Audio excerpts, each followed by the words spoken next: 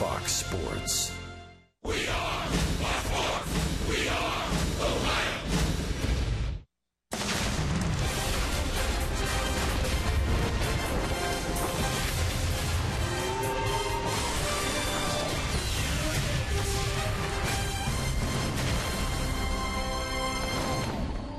Yet another picture-perfect weather night for baseball and another big crowd on hand at Dodger Stadium in Los Angeles. The Reds trying to get out of L.A. with a win after dropping the first two of this series, and at the same time trying to put an end to a four-game losing streak. And hi again, everybody. Alongside Chris Welsh and Jim Day, I'm Tom Brenneman, welcoming you, as always, to Reds baseball right here on Fox Sports Ohio. Game one, Ryu, mighty good. Had a perfect game until the eighth. Last night, Zach Greinke, 3 runs in nearly 8 innings.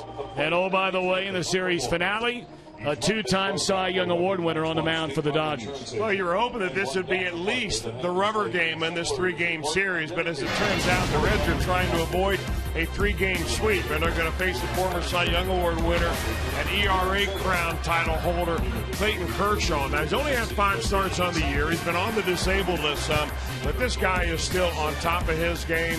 Fastball to 94, great slider, real good curveball, and a changeup. And against left-handed pitching, the Reds have simply not done very well at all. You see what the average is. They have the second lowest in the major leagues against lefties. And, of course, that's what Kershaw is. So what do lefties do against Kershaw? Well, they're not even doing as well as the Reds are doing against lefties this year. Since 2011, that's really when he started buckling up. He has held left-handers to a 175 batting average. He is some kind of tough. Meanwhile, for Homer Bailey, he's coming off a winning start. That was the last Reds win on that Friday night against St. Louis. Well, Homer has really been able to grind out some decent starts. Give the Reds 6 innings, 3 runs here and there. His earned run average is still up there. You know that this is a matchup of a couple of guys that grew up really not all that far from each other in Texas. And Homer's got a little bug maybe to show everybody here in L.A. that he's a guy that can topple Clayton Kershaw. He'll have to be on top of his game to be able to do that tonight. And for Bailey, you look into the lefty challenge. Left-handed batters so far this year hitting just shy of 400 against Homer Bailey. Yeah, and the guy that has done the main damage in this Dodger lineup is Adrian Gonzalez. You can see the lifetime numbers: 5 home runs, 467 average against Homer Bailey. But Andre Ethier, he's also in the lineup. He has not touched Bailey. So you've got the good and you've got the cold. Again, the same lineup against Homer tonight. All right, when we come back, Jim Day going to talk about this rash of strikeouts plaguing the Reds batters here over the last 4 games. They're going to try and change that against a mighty tough customer in Clayton Kershaw here tonight.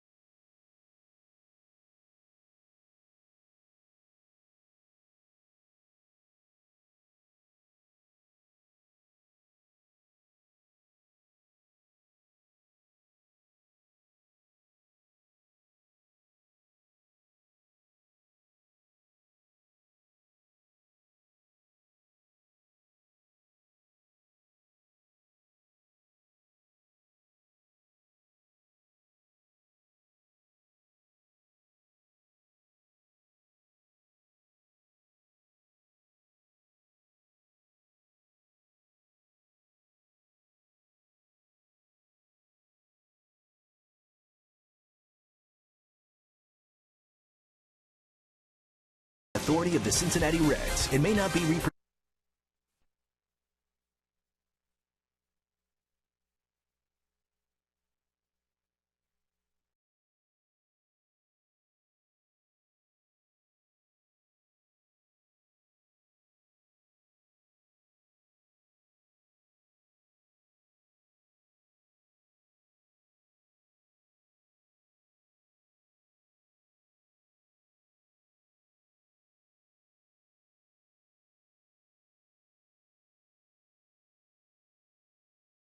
Of the Cincinnati Reds and may not be reproduced or retransmitted in any form, and the accounts and descriptions of this game may not be disseminated without the express written consent of the Cincinnati Reds.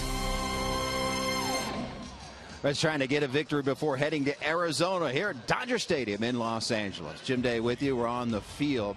And if you follow the Reds, you know the offensive struggles this season. In the past, they've had the label of striking out too much, and actually overall, that hasn't been the problem. They put the ball in play third most in the National League. Haven't always been successful when they put it in play, but third most in the National League until the last 4 games. In fact, that's our Elk and Elk storylines tonight. Elk and Elk, serious lawyers for serious injuries. Over the last 4 games, Reds batters have struck out 51 times and only walked 5 times during that span. And manager Brian Price was asked today, well, is it the opposing pitchers or are your hitters pressing too much? Probably a little bit of a combination. Certainly you have to give credit to the pitchers we face. We have faced some excellent pitching, and actually as we had gotten through about the first 40 or 45 games, our strikeout ratio was lower. It wasn't the lowest in the league by any means, but it was definitely trending more to the bottom half of the National League on average. So I think we've made some improvements there. One thing we haven't been able to do really is have those big innings that maybe knock out a starter and get into the bullpen.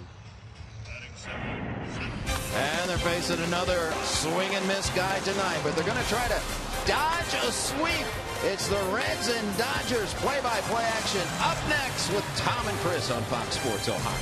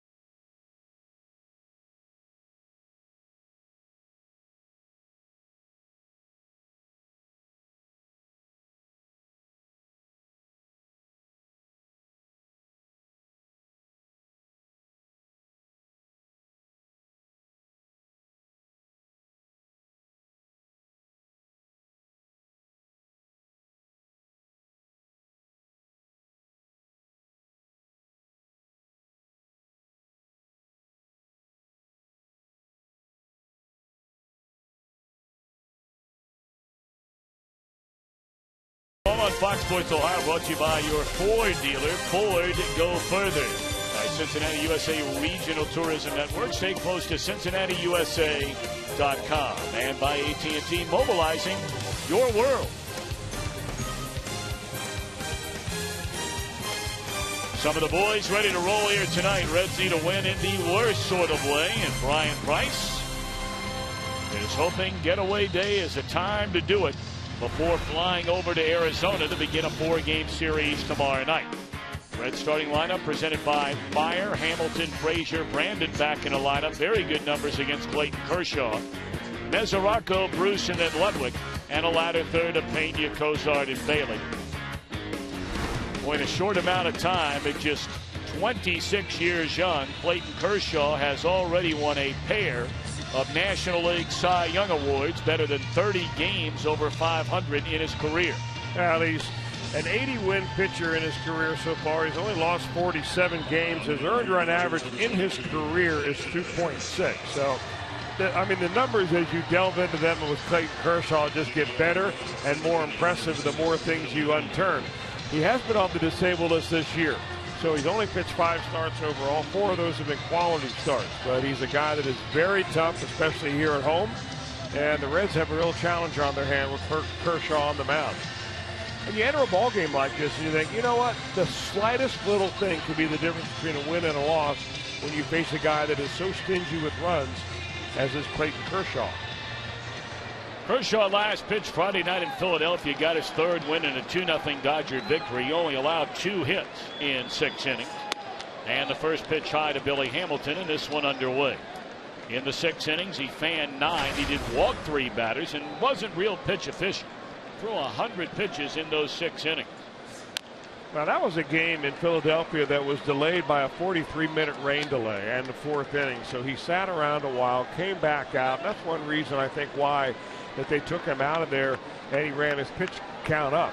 But when you strike out 9 in 6 innings, it shows you've got just pretty good stuff going.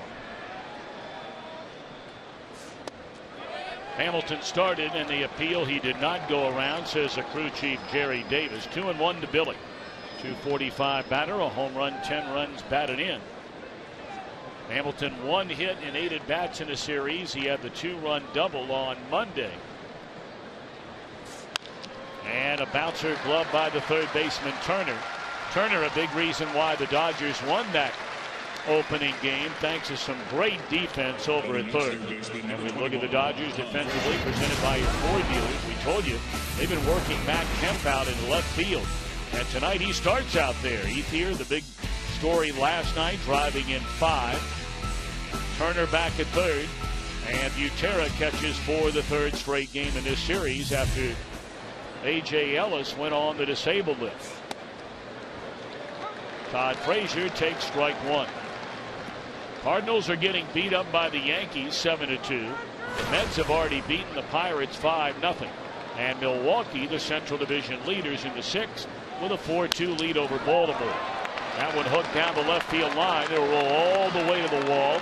And Todd Frazier with a 1-out double. Now batting second baseman number 4, Brandon. Todd, if you remember, was the Reds batter that broke up that perfect game against Ryu. And here's a slider very similar to the pitch that he hit in the left field in nearly the same spot to break up that no-hitter. You know, individually, you look up and down, there have been some players in his Reds lineup that have done some decent damage against Clayton Kershaw. Frazier is not one of them. He came in batting 111, but the guy stepping to the plate right now, Brandon Phillips, coming here and bragging a .364 batting average lifetime against Kershaw. No better time to kind of get the momentum going in your favor than to score a 1st inning run. And look, as great as Kershaw has been, they're going to appeal that he missed a bag, and he did not. But look, Kershaw is human. 2 starts ago in Arizona, he lasted an inning and 2/3. He gave up 6 hits and 7 earned runs. Now you see his other 4 starts. But the bottom line is, as great as one might be, there will be a hiccup along the way, and the Reds are hoping for one of those here tonight.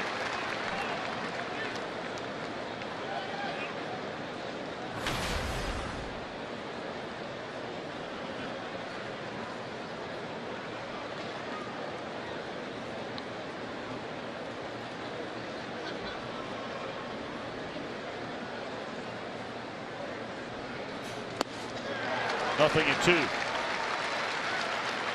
That Arizona team had knocked around Kershaw. Reds will see them starting tomorrow night.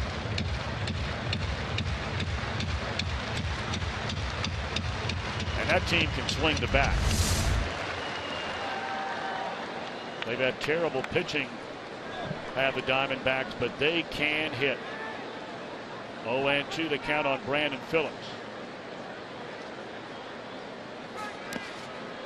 Nice play there, 2 in a row now on breaking balls by Drew Butera. Yeah, it keeps going back to the same hard breaking ball. You know, we talked a lot in the open and in the pregame show about the curveball of Clayton Kershaw, but really the pitch that he uses more than that as an off-speed pitch is the slider.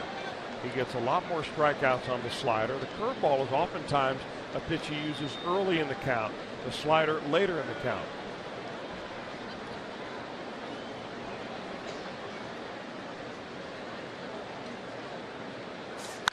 And that ball is mashed into left center field, and Brandon Phillips, a 2-run laser to get the Reds in front against Kershaw here in the opening inning.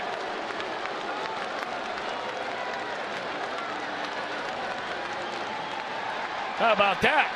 They were pitching him down and in, and we've talked about it time and time again. No secrets being let out here, but that is Brandon Phillips' spot. One thing having the slider come down towards your back foot, that's a hard pitch to get. But when you get a fastball down and in, and that is your spot, and that's where Brandon Phillips unloads on this one, a no-doubter.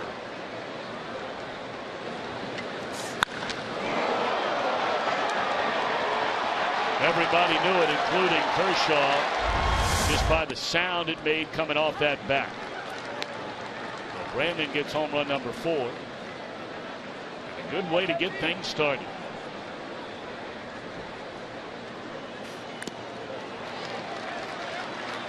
That is the first lead the Reds have had in this series.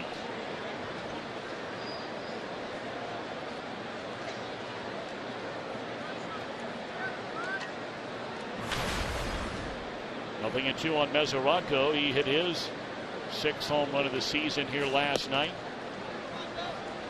Takes that breaking ball down and in. And even though Mesoraco has hit his first mini slump of this young season, bottom line is he's knocked in 20 runs and scored 13 in just 23 games. And the name of the game is scoring runs. Gone swinging Mesoraco. 2 out.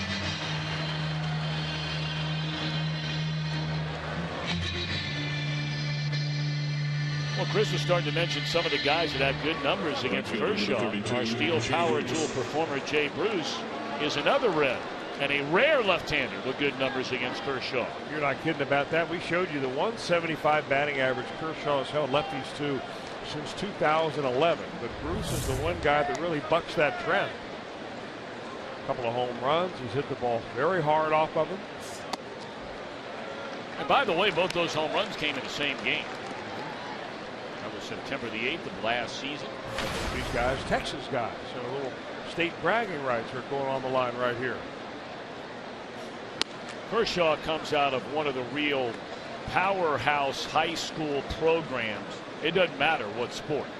Highland Park, suburb of Dallas, Texas. Brought up last night, Zach Greinke was the Gatorade National High School Player of the Year as a senior in high school. Well, Kershaw was the USA Today High School Baseball Player of the Year.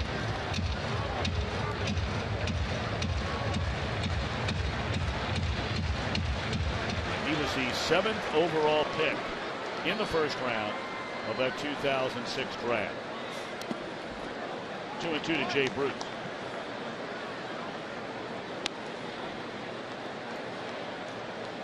I mean, you could virtually have an all-star team, certainly in baseball and football, professional baseball and football, of athletes that have come out of Highland Park High School outside of Dallas.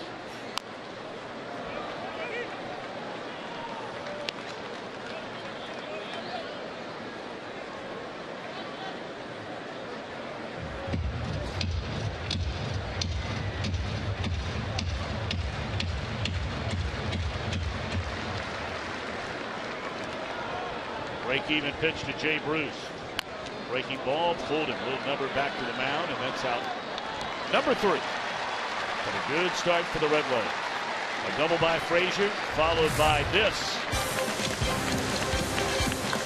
2-run home run by Phillips. Reds in front 2-0.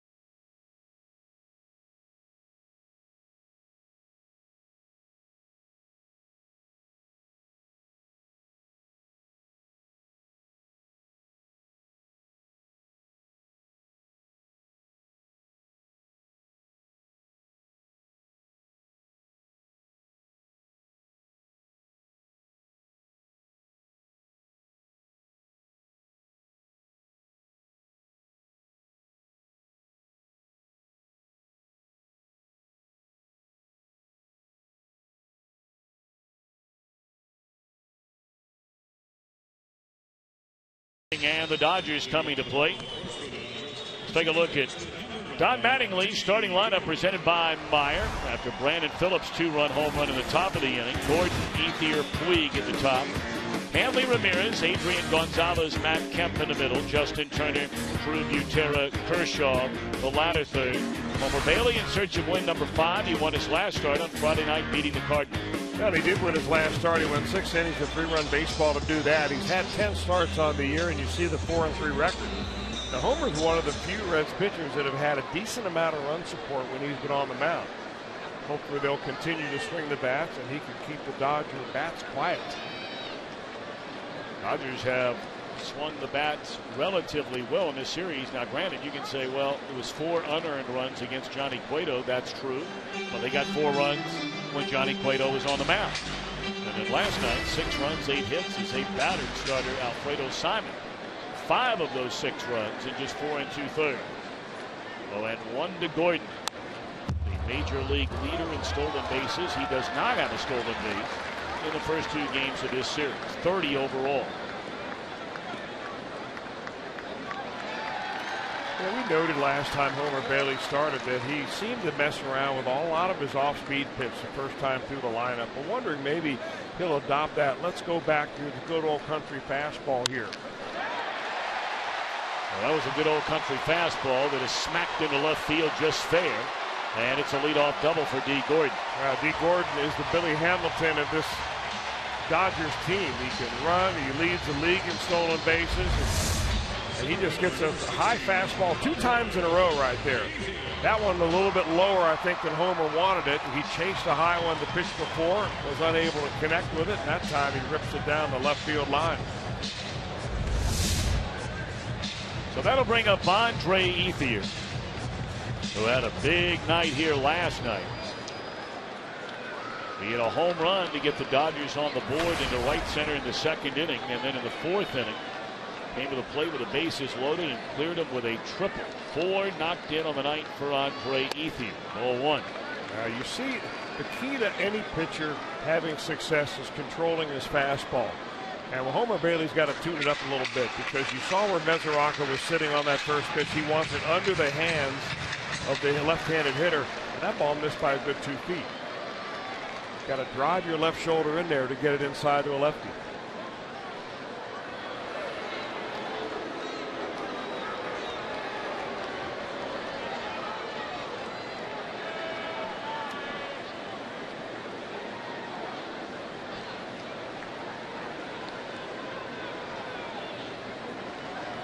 Ethier's put together a pretty solid career here with the Dodgers. Maybe not a great player, but certainly a consistent and very productive player. Pull to the right side. Brandon Phillips, and the throw is in time to get him. What a play by Brandon Phillips, Reds' four-time Gold Glove winning second baseman. Well, Brandon does a good job of getting to this ball and saving a run, because if he gets into the outfield, D. Gordon scores. And not only getting to the ball, but he gets an out right there. A good, productive at bat by Ethier. He's still looking for his first career hit off of Homer Bailey. Now 0 for 19. Now what a play that was. A home run and now a defensive gem for Phillips in his opening inning. The ground ball did advance a runner Gordon on the third, and here's Yasiel Puig. Puig on base 3 times last night. Threw a walk, had a single, scored a run, was hit by a pitch. He was walked twice, once intentionally in the series opener.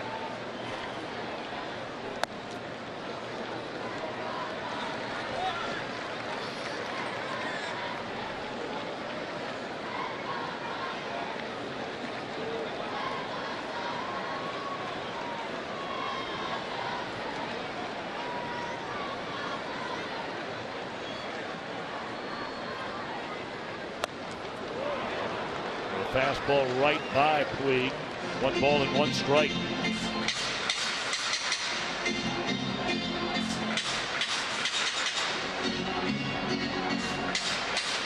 When the Reds were at Dodger Stadium last year, Homer Bailey pitched an outstanding game in this ballpark. He got beat 2-1.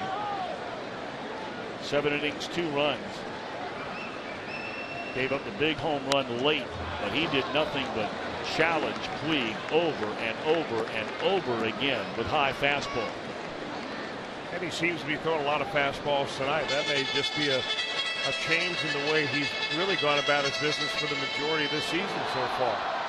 And I think most Major League pitchers would agree. You'd love to get through the first time through the order with a minimum number of different types of pitches. I mean, if you can go through the first 9 and really throw nothing but fastballs, they come up the second or third time, they really don't know what your breaking ball looks like that night. Came back with another fastball and a 2-strike pitch, fouled away. And Mesoraco probably out there to ask him, all right, at what point do we drop the slider on him, or do you want to elevate the fastball? Maybe you throw the split finger here. Right now you've got him where you want him, which is a little bit behind on the heater.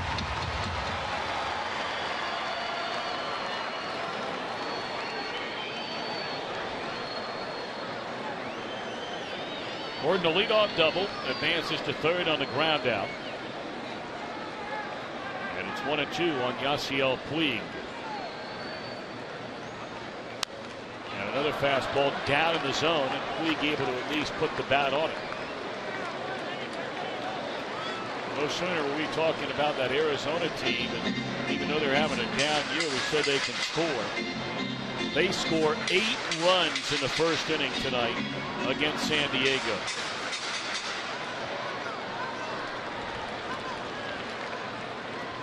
They're having a down year, but they've got 21 wins, and the Reds have 22 wins.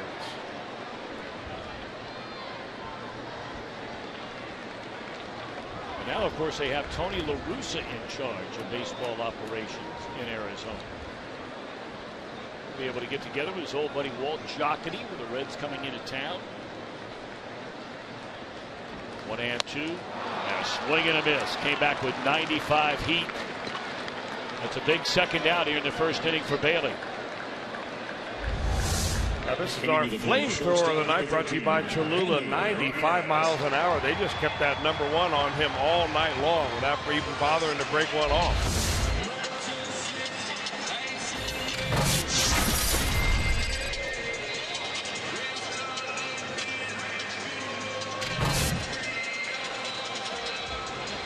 Gordon still at third base for Hanley Ramirez.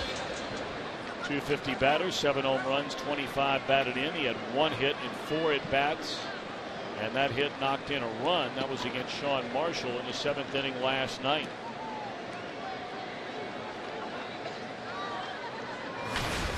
Ramirez takes a long time. Among the most deliberate batters in all of baseball in between pitches. Down a strike. Well, those that have watched Hanley Ramirez a long time will tell you that recently that bat speed that used to be among the best in all of baseball, simply not as quick to the hitting zone. And you see where he holds his bat very high above his head. He almost points the barrel of the bat back towards the pitcher. And the more you point that barrel, the further that bat has to move around until it gets into the hitting zone. You have to start your swing earlier. He starts getting more of his body into it. Right now, Homer Bailey just challenging him with fastball.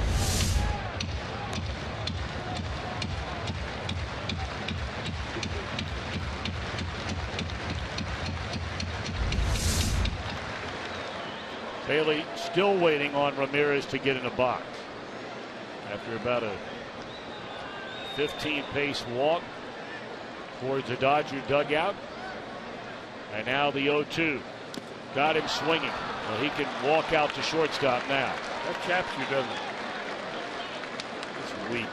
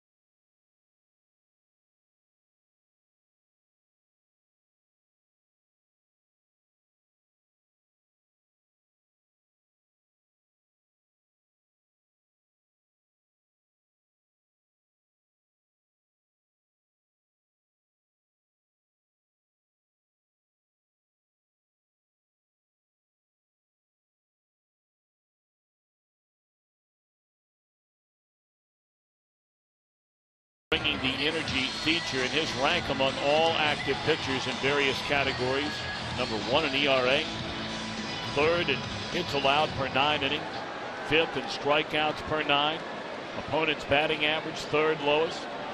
And look at the home run ratio. Tell that to Brandon Phillips.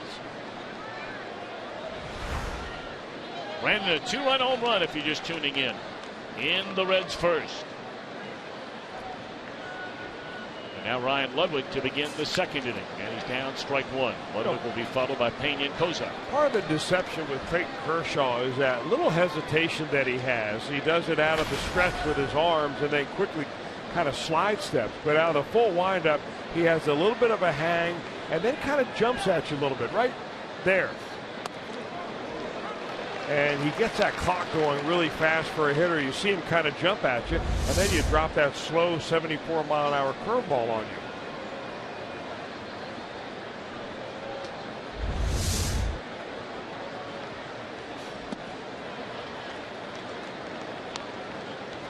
I think he does that, and I haven't talked to him about that, but I think that he probably does that so he stays over the rubber longer, and he uses his legs a lot more when he finally does drive to the plate. I mean, when he comes off the pitching rubber, you just watch his left foot fire off that rubber. He is really using his legs to develop some velocity. And, you know, by all accounts, this is a guy who does it all, not only on the field, but off the field. He's extremely active in all the endeavors of his charity work, so much so that he was Major League Baseball's 2012 Roberto Clemente Award winner Kershaw and his wife Ellen founded Kershaw's Challenge, a charitable organization that encourages people to make a difference by giving back to at-risk children and communities in need. The couple, in fact, make an annual trip over to Africa every year, where they're help growing an orphanage that they built.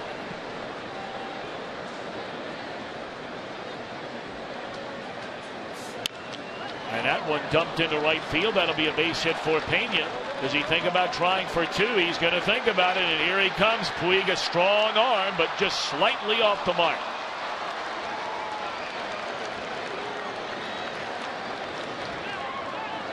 Well, that's one Cuban taking advantage of another right there. Brian Pena at the very end of this play jumps up and looks at a Puig and signals himself safe. Little jam shot right there, but the Reds need a few of those. And Puig has got one of the better arms around. Picks it up, fires almost flat-footed, and a shot to second base, but a little bit offline, and there's the Pena safe signal.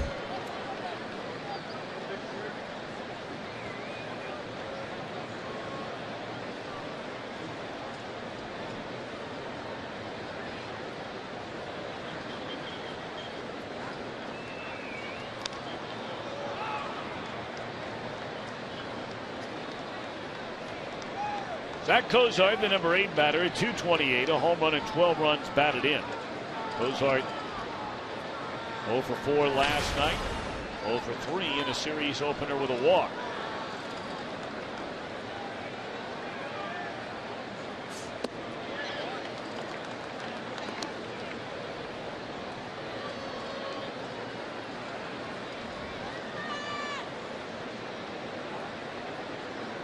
We'll have every game of this road trip for you right here on Fox Sports Ohio. The Diamondbacks start a little earlier than just about every team in Major League Baseball. They don't wait around till 7, 7:10, 7:15. They get started there at 6:40. And that one off the glove of Butera. So now the Reds, with 1 out in the inning and a 2-0 count on Cozart, have Pena standing at third.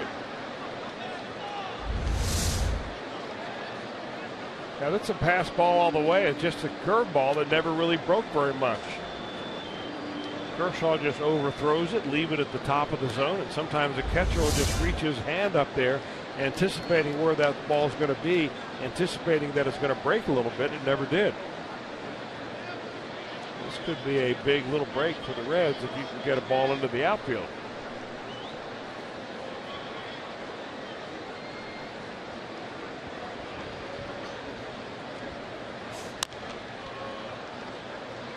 That's not the kind of pitch you're going to drive into the outfield. No, you're not. I mean, that's the kind of pitch if you do hit it, you're probably going to hit it on the ground of the third baseman. And the only 3 places in the infield that you will not score a run is back to Kershaw or to third or first base.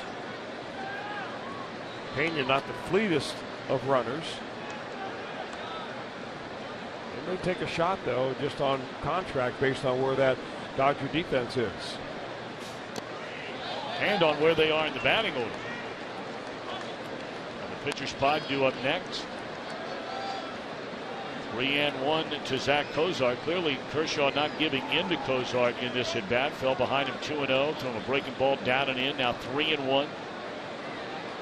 And Gearby be stunned if he throws him a fastball up in the zone that he could lift up in the air. We'll see 3-1.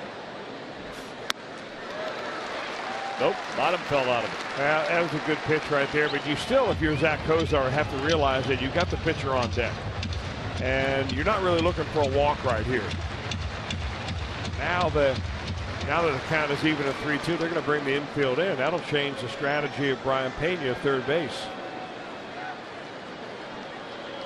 3-2 to Cozart, trying to get that runner in from third with 1 out here in the inning. I'm not sure Cozart saw a single strike in that entire at bat. 2 away in the inning.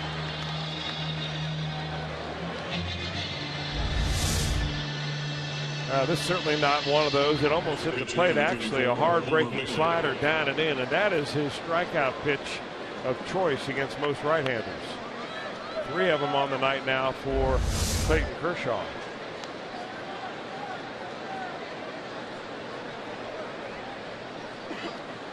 So now Homer Bailey, everybody backs up naturally with 2 away in the inning. Bailey has 4 hits and 15 at bats with a run batted in.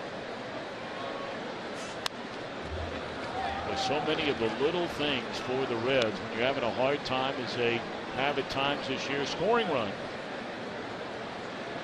And frequently it's been the little things which has prevented them from at least getting another run here, another run there in a number of games this season.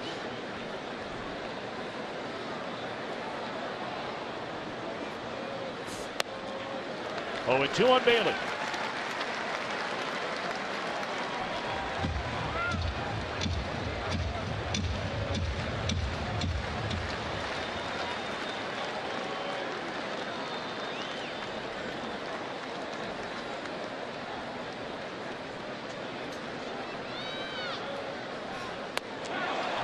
And that'll do it for the Reds. Runner at third, 1 out. They do not score. They do lead, however, 2-0.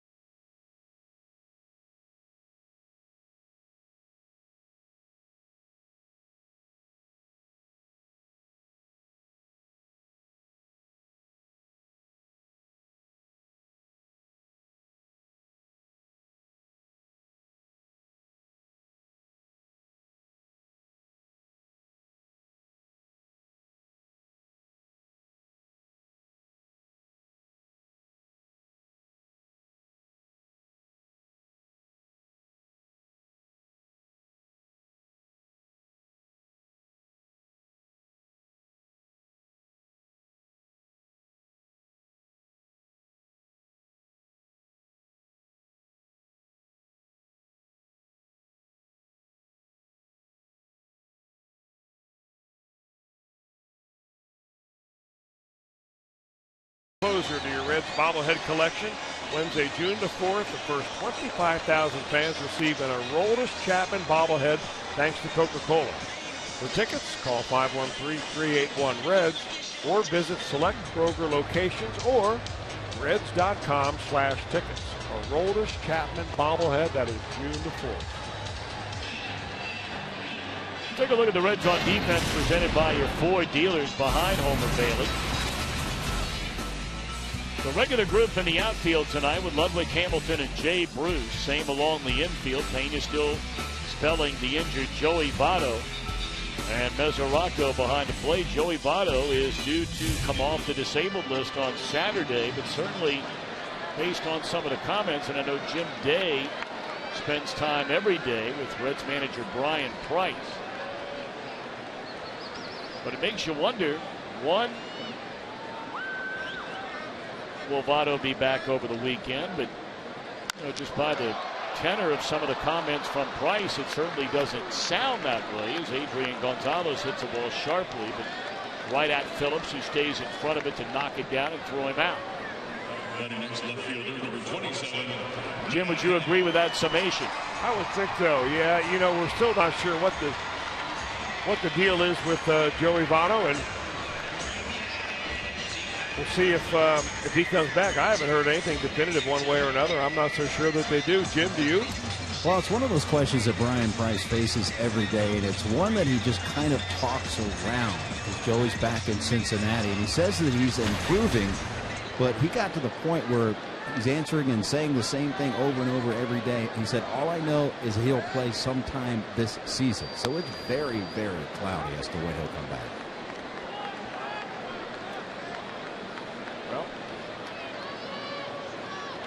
We hope sooner the better. For sure. Matt Kemp getting the nod out of left field tonight. 1 ball and 1 strike. Kemp trying to come all the way back from basically 2 lost years. Shoulder injury in 2012 requiring surgery. And then an ankle injury, which was surgically repaired as well during this past offseason. Signed a huge contract. And until he proves he's healthy, you don't know if the Dodgers have flirted with the idea of trading away one of the 3 outfielders. Puig isn't going anywhere. It's a matter of would they consider trying to move Kemp, Ethier, or Carl Crawford. Now, Crawford was injured, you may remember, in the game here last night and promptly went on the disabled list with an injured ankle. So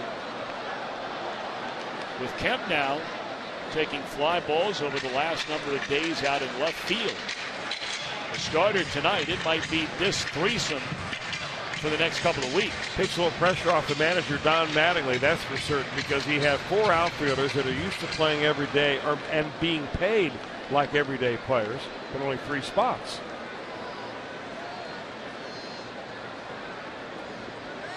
One and 2 to Matt Kemp. Struck him out. Ball gets away, and the runner's going to reach safely.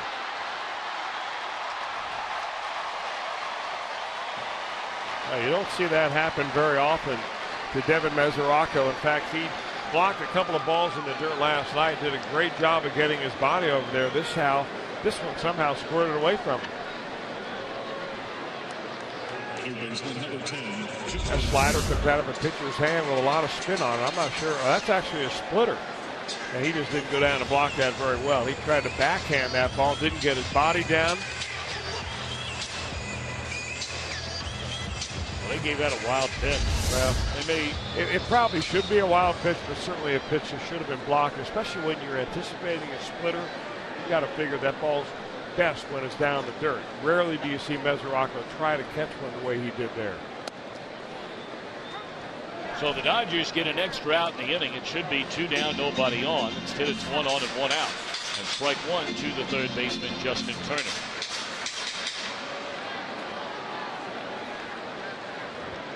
Talked the other night about Turner, originally drafted and signed by the Reds, and it was traded. As there's a tapper back to the mound, Bailey for 1, and that's all they're going to get. There appeared to be a little confusion there as to who was covering the bag.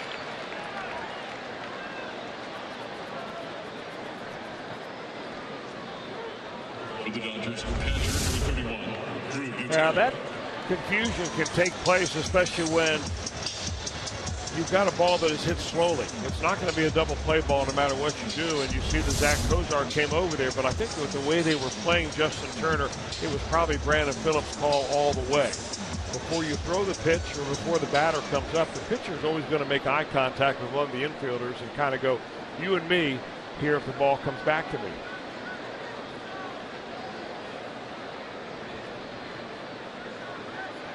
Now Butera.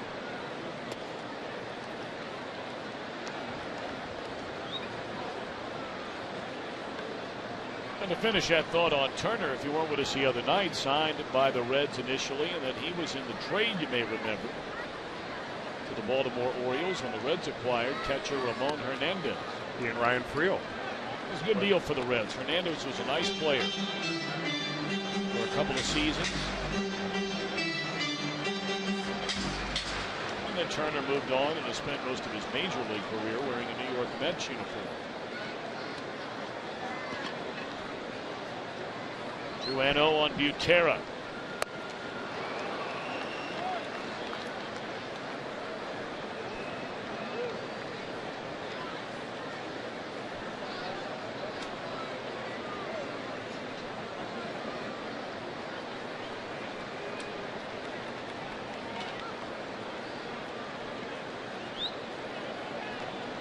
Two and one to count on Butera.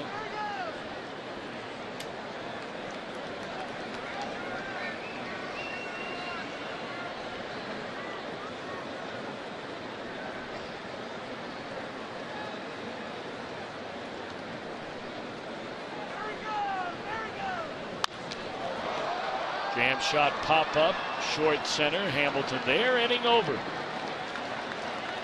Reds will bat, top of the order coming up in the third with a 2-0 lead.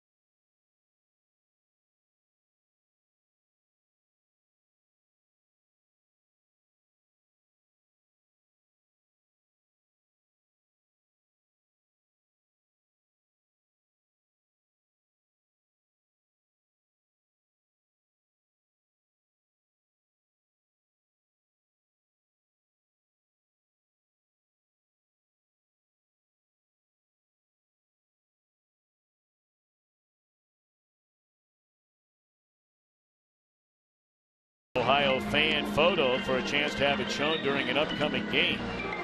Brought to you by AT&T.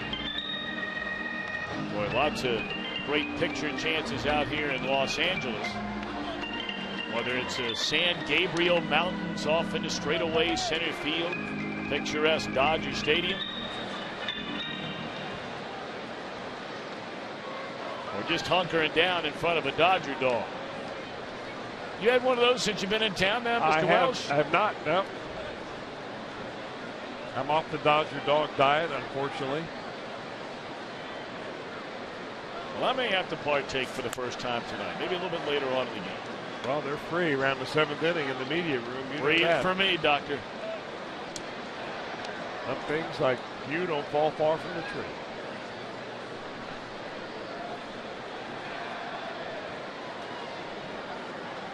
Billy Hamilton, a count of 0-1. Billy bounced out to the third baseman Turner, leading off the game. And now 0-2. If you're just tuning in, the Reds got a 1-out double by Frazier in the first inning, and he would score. And the very next batter, Brandon Phillips, homer to the seats in left center field.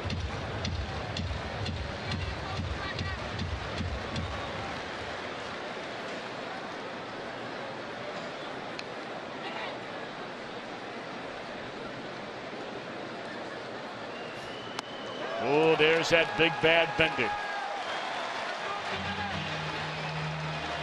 The second batter in a row that Kershaw has retired with that curveball after getting a couple of strikes on him. It was Homer Bailey to end the second inning. And that is a beauty right there.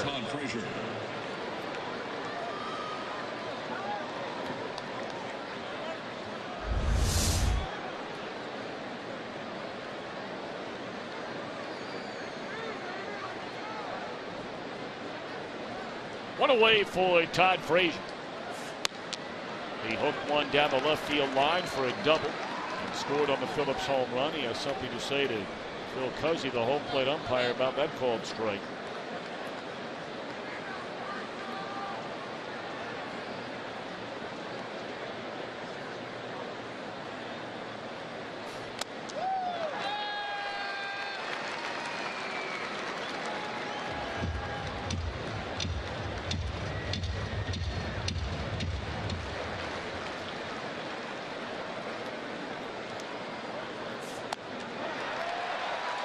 And now that's 4 consecutive batters struck out by Kershaw.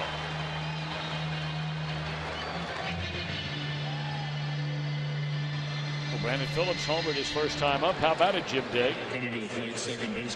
Well, Tom, Todd Frazier was on second base, as you know, on that home run. He came out of the dugout or off the field into the dugout and said, "That is the loudest home run I have heard in a long time." Take a listen, real time.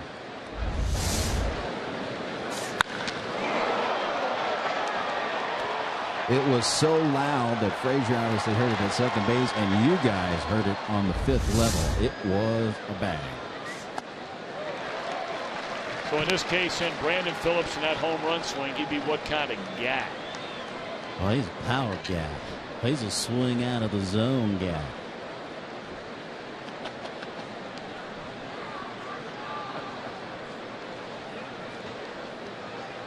Oh, and 1 to Brandon Phillips. Can't get enough of that. The best.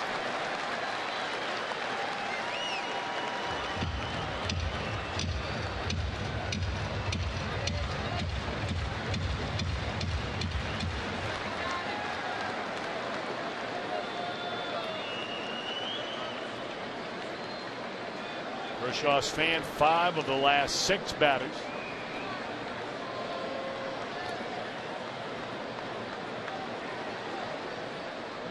And now the 0-2.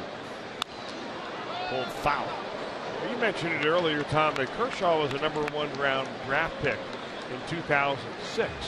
And he's really the only major leaguer that the Dodgers got out of that draft, although later in that draft, the Dodgers did pick in the 49th round Paul Goldschmidt. However, he did not sign. He ended up going on to Texas State, and the Diamondbacks got him out of there. We'll get a look at him starting tomorrow night. He is putting up big numbers again this season, the Arizona first baseman, after finishing in the top 3 in the National League MVP voting last year. The 2006 draft class was just full. Just the first round, just smack full of a lot of major leaguers and big-time names. Luke Hookhaven, Evan Longoria, Brad Lincoln, Andrew Miller. Then Kershaw went 7th. Right after him, the Reds picked Drew Stubbs. After Stubbs came Lincecum and Max Scherzer. Copper back up through the middle, and Gordon will throw out Phillips. The first perfect inning of the night for Kershaw. Middle of the 3rd. That's in front of the Dodgers, 2-0.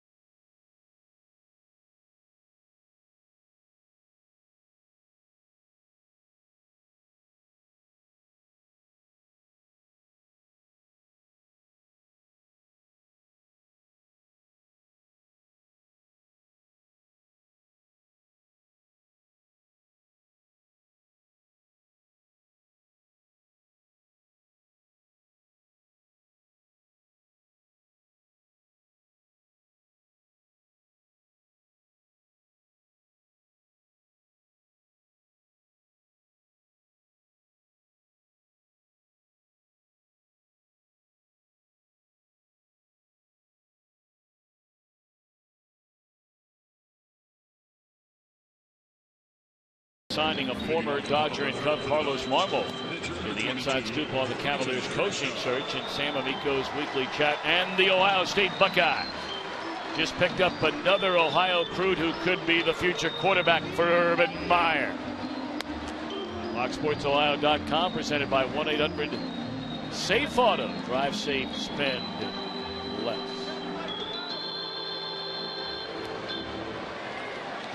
I'm wondering if that's that young fella. I was reading about quarterback the other day.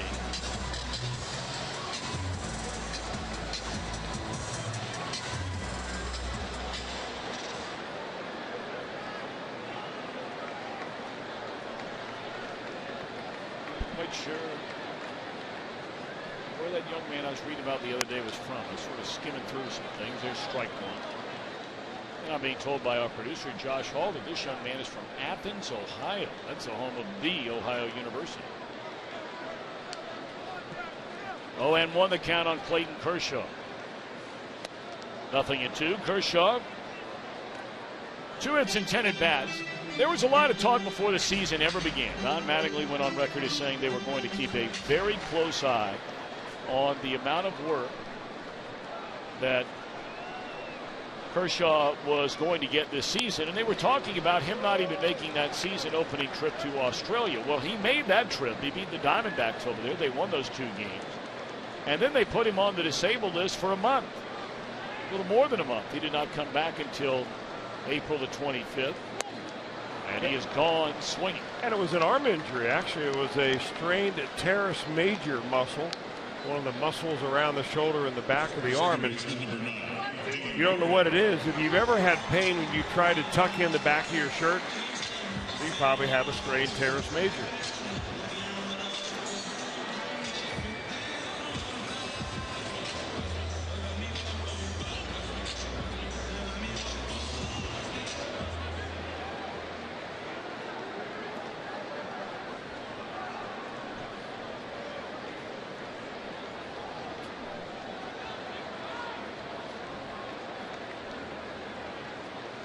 D. Gordon, the batter, and he shows bunt, looks at a breaking ball, strike one. Not much has been made this year about Bailey, and you talked about, Chris, all the run support that Homer Bailey has received this year. And Bailey will be the first guy to admit that he's not throwing the ball and pitching as well so far this season. He's generally been a pitcher who really comes on strong as the season moves into the summer months and into the early fall. But a pattern that has never followed him in his career until this year. A lot of people are saying, oh, this is happening again. It never happened with Bailey until this year. And we're only talking about 5 or 6 of his starts where he was pitching with a lead, where he gave up a lot of hits after being given the lead. Well, that's really the worst time to give it up, because the team spots you some runs and then you end up giving it back and the other team gets back into the ball game, and that's really what Homer's problem has been this year. You see the opponent batting average when the Reds were leading up close to 400. That's when you want to shut them down. The old innings, they call them momentum innings. Your team scores a few runs in the top of the inning. Now you got to go back out there in the bottom of the inning, and if you let the other team right back into it, the entire momentum of the ball game is shifted. I think you're right, is that as the season goes on, Homer has a history of getting stronger and better as you get deeper into the summer. 2-2 on D. Gordon. He doubled down the left field line. That's the only Dodger hit in the game so far against Homer Bailey. And a bouncer, got to hurry here. Gordon can fly, and they got him. That is a nice play right there by Zach Kozar. That's as good a play as a shortstop can make in the big leagues right there, considering who's running. Well, he knows immediately who's running, so he's charging hard. He's probably playing a step in anyway, because if you play normal depth with D. Gordon running, chances are that extra step will be the difference between safe and out. And that is very close at first base. Hey, well, we got a couple guys up here in the booth that are sweet enough to stop up here and say hello, that made plays like that in the big leagues for a long time. One-time Red, Juan Castro, and, of course, Jose Vizcaíno. I saw him when he first came to the big. Well, both of them originally were Dodgers. And, man, you talk about two of the finest men as people that I've ever had a chance to be around in this game. Those are two of them. I know you were around Mr. Castro a lot more. Well, they didn't call Juan Castro golden hands for nothing. Tell you what, that guy could make some plays. I mean, you watch him take ground balls in batting practice, It was just a thing of beauty. You would just stop and watch. Hard-working infielders, man. That's the way you learn how to field a ground ball, as you work at it. Well, see, when you get older, though, now, you know, and all right, I want to know how both of them look like they haven't aged a single day. This Caino looks like he's 17. Clean living. That's exactly right. Castro hadn't aged a day. I mean, God, hey, I don't know. I don't know. You never know who you're going to see when you come to Los Angeles. You're right.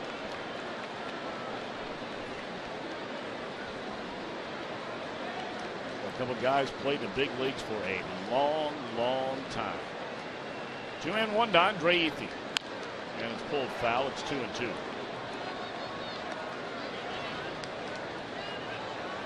Bailey trying to get through his first perfect inning of the night, as Kershaw did in the top of this inning. Bailey, were it not for a swing and a miss wild pitch, which allowed Matt Kemp to reach in the second inning, would have had a perfect frame there.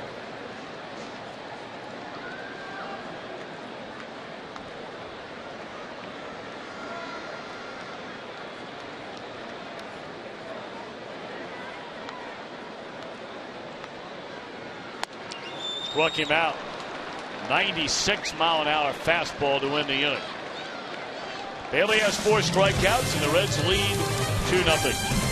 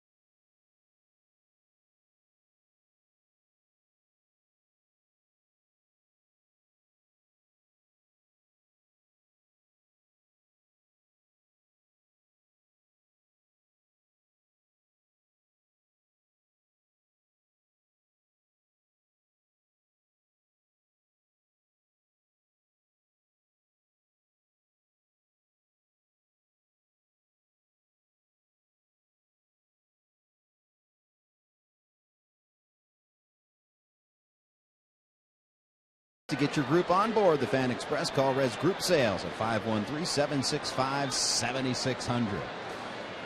Jim Day back with you. Clayton Kershaw, certainly one of the greats for the Dodgers. And man, have the Dodgers had some great ones that have pitched on that pitching mound right there.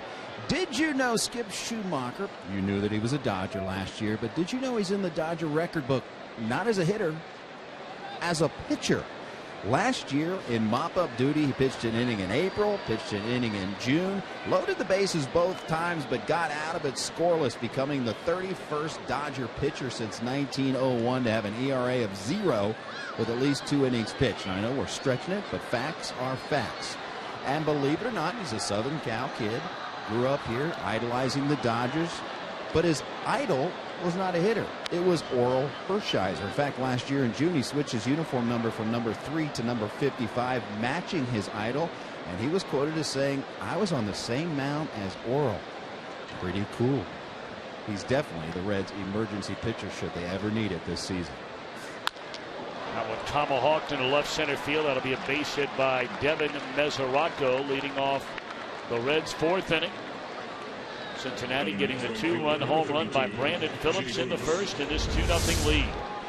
Well, Tomahawk is right. He starts in a crouch, Mesoraco does, but when he gets out high pitch, he comes up and out of that crouch kind of stands much more upright. It gives him a chance to kind of swing level at that high pitch and rips that one pretty nicely into left field. So now Jay Bruce, he tapped out to Kershaw his first time up. First pitch fastball, swung on and fouled out of play.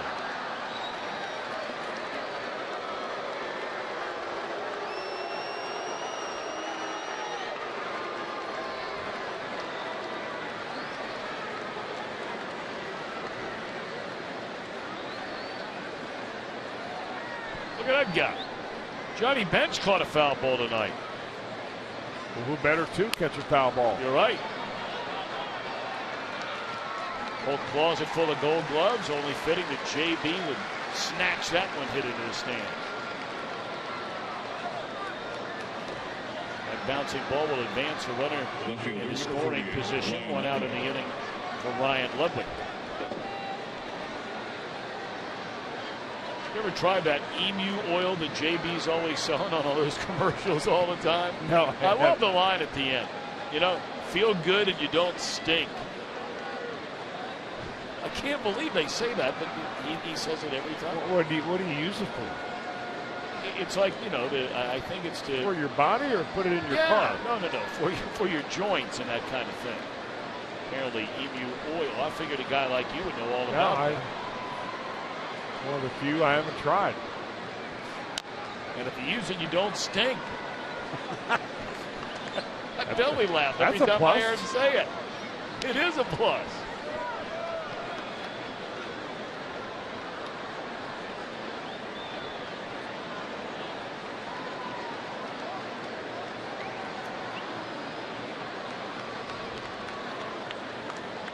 Ludwig with a chance now to get a run home with Mesoraco out there at second base and one away in the inning. Ludwig struck out swinging against Kershaw, his only time up tonight in the second. Fastball rides up and away to even the count.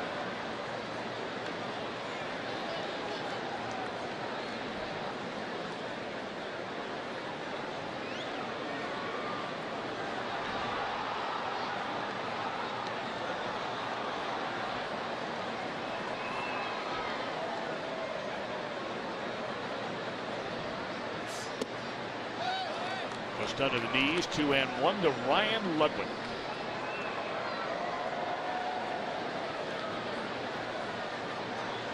Pena waits on deck. He doubled down the right field line his first time up tonight. Wound up being stranded at third in the second inning.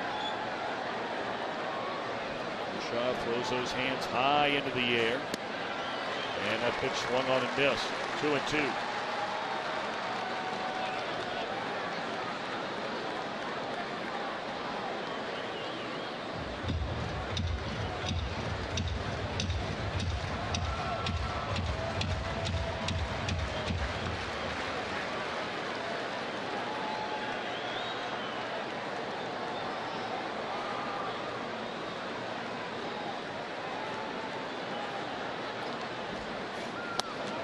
And there's that breaking ball for strike three.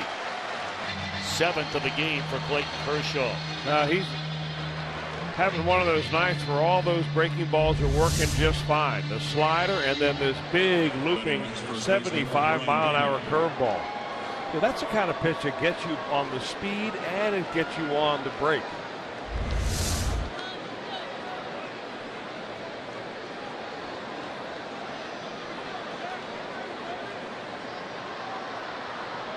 Ryan Pena with Mesoraco out there at second takes ball one low and in.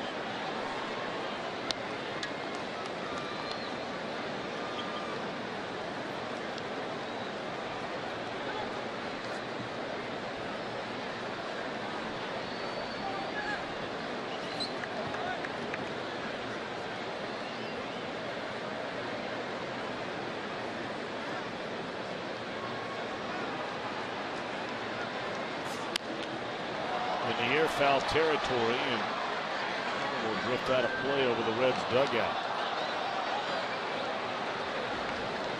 Well, last year, you look at the Dodgers in the postseason. We mentioned they beat the Atlanta Braves in the division series. Kershaw made 2 starts and was spectacular. Gave up 1 earned run in 13 innings against Atlanta. But my oh my, how that changed the other way in the league championship series against the Cardinals. Kershaw started 2 games, lost both games, including the clinching game for St. Louis in Game 6. Ground ball to short, and Ramirez will throw out Pena. So Kershaw pitches around a leadoff hit. Reds in front, 2-0.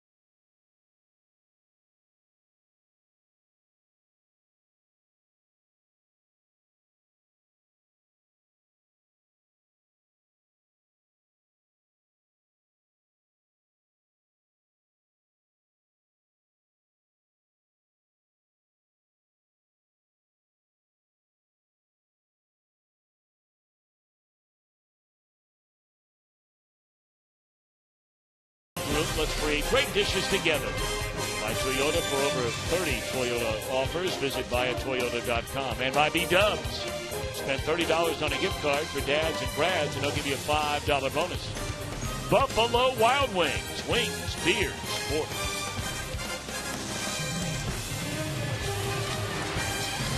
Night time nearly upon us. Here in Los Angeles, just a couple of miles outside of downtown LA. A couple of miles or 20 minutes, wherever you want to look at it. You know, one of the more astute people you'll meet in this great land of ours, or at least he would tell you so, is John Reynolds, who has been working with us for many, many years up here in the broadcast booth. And he laid a number on me the other day about, if you live enough time here in Los Angeles because of the traffic, you live so many years and you live here 25 years. You spend how much of it in the car? 7 years in a car. That's a bouncer back to Homer Bailey to lead off the inning. Now, I don't know if he heard that at a kindergarten class where he was maybe lecturing some of the youngsters or whatever the case may be, but probably not all that far from the truth. A lot of cars. You've been doing a lot of driving. Well, in terms of time, I've been doing a lot of driving, but in terms of miles, really not so much.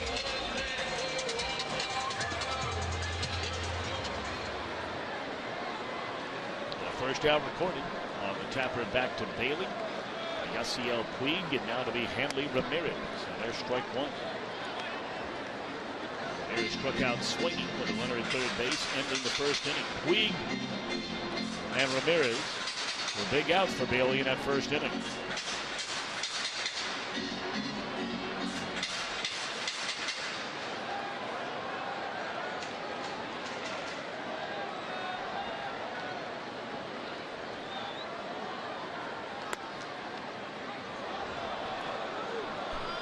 Well, Ramirez didn't like that. That was a very high end of the strike zone on a breaking ball. Normally, if you get a high end pitch called for a strike, it's a fastball. That's a splitter, and look at the little frame job by Mesoraco, and sold the strike.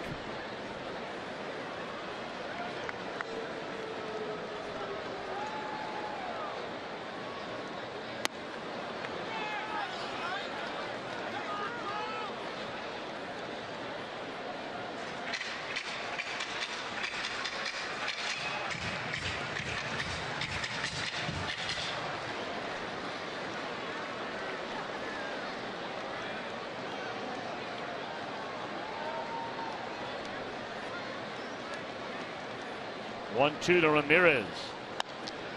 And a weak roller down to third, and Frazier will throw him out. 2 away in the inning. Hanley Ramirez 0 for 2 tonight. And now Adrian Gonzalez about it.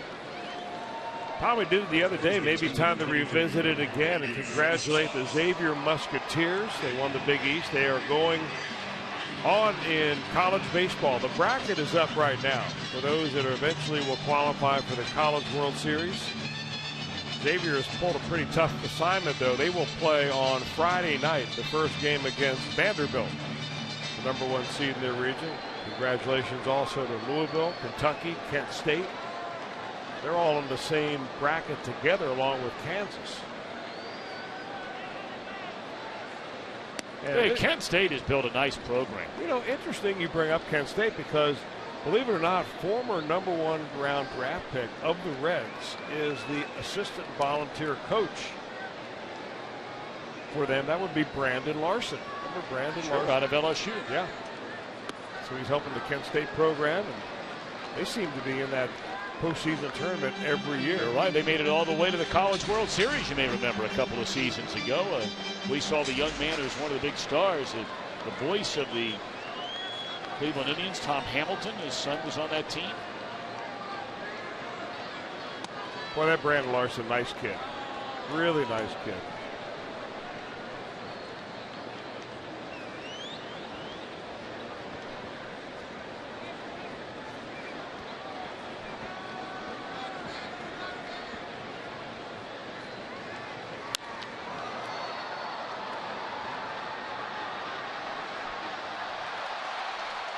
Looked like Frazier got a little bit spooked by that wall down there. He went after it like he had it all the way. It didn't make really an effort to try to get to the wall to figure out where he was, and figured that he was closer to it than it was. And well, if you're Homer Bailey, you're thinking, man, here's a guy at the plate that has just owned me in my career, and we're going to give him an extra swing.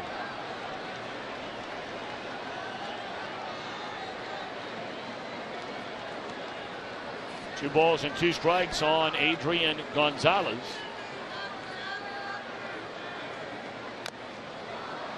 In and out of the mid of Mesoraco on the foul tip. Well, Bailey now saying, it's twice I had it. Saw him pound that fist in the glove, thinking he had Gonzalez to end the inning. Brandon Phillips, 2-run home run in the first inning. The only run so far tonight. 2 runs, 4 hits for the Reds against Clayton Kershaw.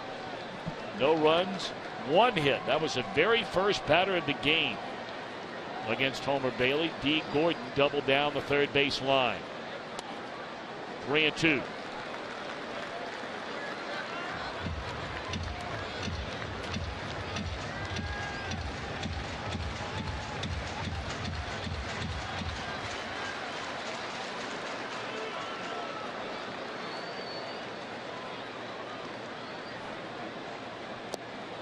And wouldn't you know it, after the missed pop-up and foul ground, after the foul tip that pops out of Mesoraco's mitt, Gonzalez ends up reaching with a 2-out walk. Coming up later on, as always, we'll have our Miller Time moment. I invite you to stick around for that.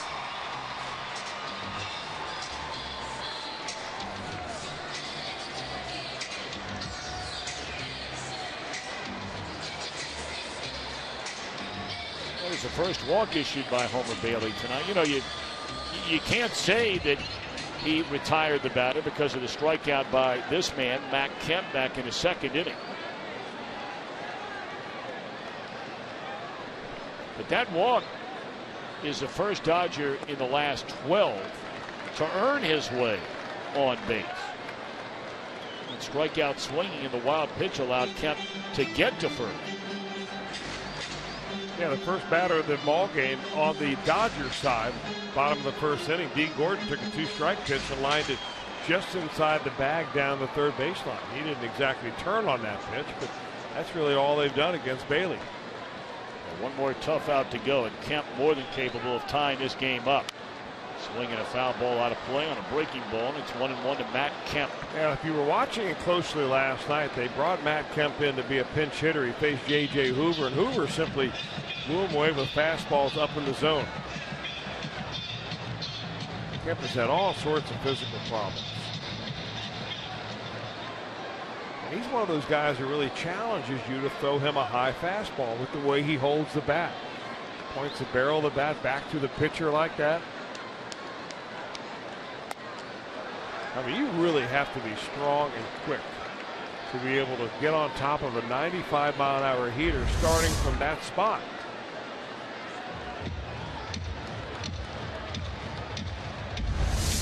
But when he gets his timing down, and there was a time when he did, he for a while was the best player in the game. 1-2 on Kemp. Fastball away. We talked about that just extraordinary season that Kemp had. The last full year he was healthy, he hit .324, 39 bombs, and knocked in 126 runs. Now, he's always been a big strikeout guy. Even with that monster season, he struck out 159 times.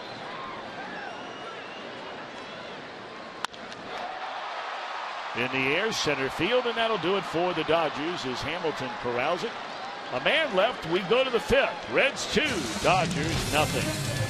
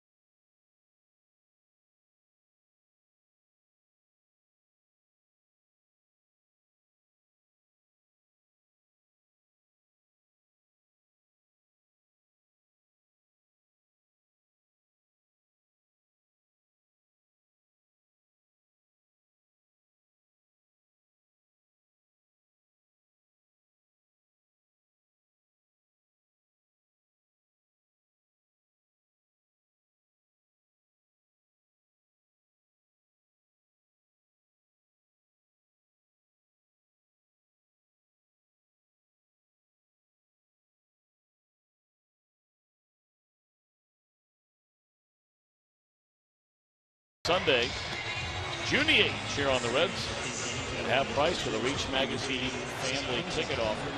First 8,000 kids 14 and younger receive a Kids Brandon Phillips growth chart thanks to College Advantage. 381-REDS or Reds.com for tickets. Love to have you down at the ballpark. Reds going to have their first extended homestand of the year that'll be getting underway a week from yesterday on Tuesday night. Boy, it's going to be fun.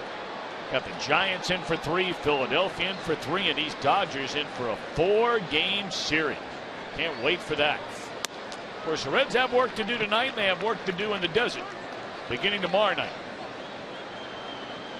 Trying to get on some kind of a roll. Of course, tonight they're just trying to win a game and end this losing streak and put Los Angeles in the rearview mirror and zero in on Arizona starting tomorrow in the first of 4. Maybe the Diamondbacks are doing all their hitting tonight. They got 8 in the first inning, and they lead San Diego 10-1. Milwaukee has busted it open against Baltimore. It was a one-run game just a minute ago. And now the Brewers have scored 4 more runs and lead the Orioles 8-3 in the 8th inning. Cozart is gone on 3 pitches, and that is 8 strikeouts in the game for Clayton Kershaw. Well, Kershaw's had kind of a streaky night as far as strikeouts go. The first 3 strikeouts that he has had came in all swinging. The next 4 went all looking, and now he's back to the swinging variety with Cozart, who goes down for the 2nd time. And one of those strikeouts looking, those 4 in a row, started with this man, Homer Bailey. There's strike 1. Cardinals in the 9th inning trailing the Yankees 7-4, and the Pirates have been shut out tonight by the Mets 5-0.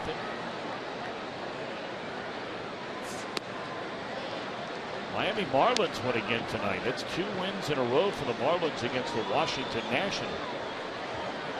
Marlins are playing pretty good baseball. 3 games over 500. Hard hit ball and a nice play by D. Gordon. Really nice play. 2 out.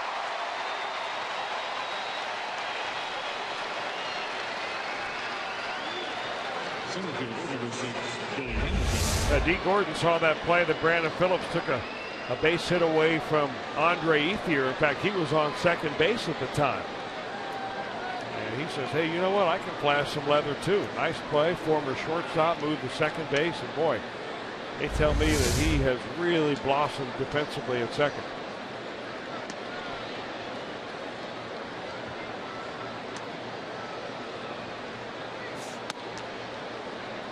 Billy Hamilton is hitless in 2 at-bats. Reds have 4 hits in a game. Double by Frazier, home run by Phillips, single by Mesoraco, double by Pena. A ball and a strike.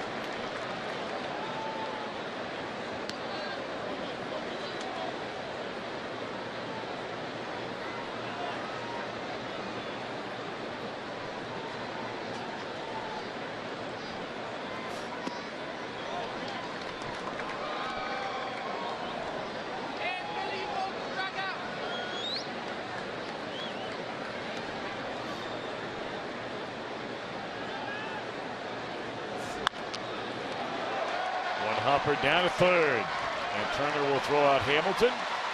And now Kershaw starting to get on a roll. Reds in front of him, and the Dodgers 2-0.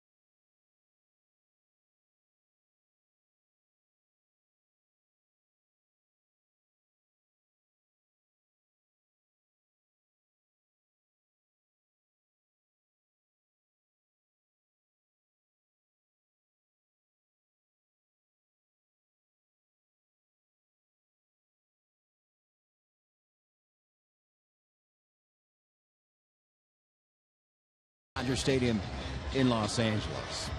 Jim Day back with you, and Brian Pena continues to not only surprise Reds country, but quite honestly surprising his manager. When they signed Brian Pena in the offseason, they knew that they were getting a backup catcher with some pop. But little did Brian Price know, and if you told him before the season that Brian Pena was going to be the main fill-in guy for Joey Votto at first base, and he was going to hold down the fort when Devin Mesoraco was on the DL twice, probably wouldn't have said it would be a very good situation. But you look at that play that on D. Gordon, the put out that Cozart had on him, that was a very, very nice stretch at first base. And Brian Price just continues to marvel over this guy, saying he's given us a lot more than we expected. He's a lot more athletic than we expected. And little did I know that he can pick it down at first base. A very pleasant addition. Well, Jim Day, thank you very much. Jim, I don't want you to run away because you had quite a night last night. Reds are in front here 2-0. Now, normally we're not spending a lot of time talking about the the traveling road show of some of the members of our traveling road party. But, I mean, you had an unbelievable night last night. You struck up a friendship with a big Reds fan, actor Charlie Sheen. Of course, he was in Cincinnati last week and joined Barry Larkin, hosting the big Sunday night pregame show. But you were hanging out with Charlie last night. Am I right or wrong?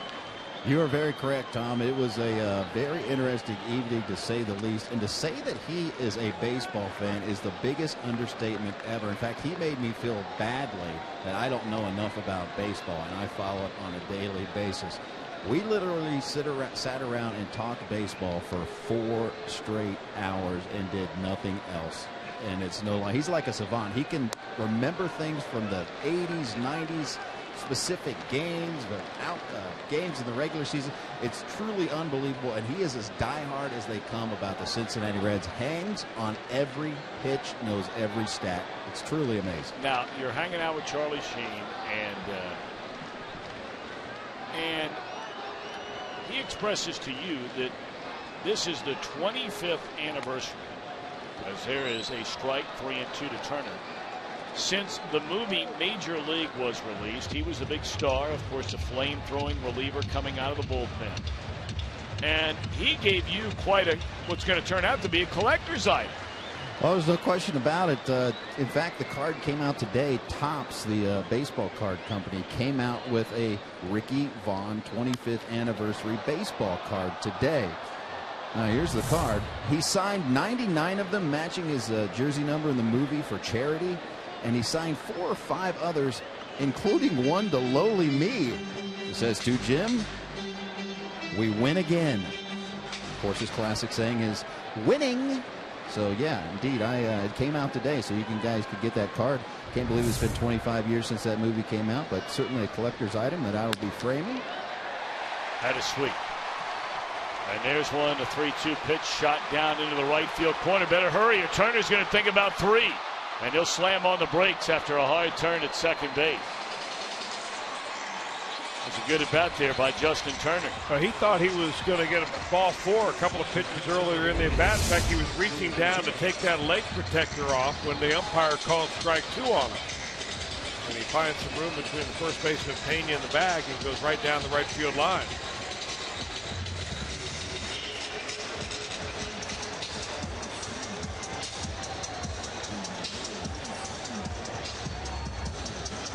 All right, so now we have the number 8 hitter, Drew Butera. That's cool stuff, Jim Day. Really good stuff. Getting that card, that's really something. 25 years ago. I mean, you know that Charlie Sheen is a huge baseball fan, and even more so of a Reds fan. Yes. He's donated lots of money to the Reds Community Fund. Comes into Cincinnati all the time to watch games. And according to Jim, Chris, he's got us dialed in on Fox Sports Ohio. And I don't mean every now and again and every blue moon. It is every night watching Reds baseball. You never know who's watching. That's right.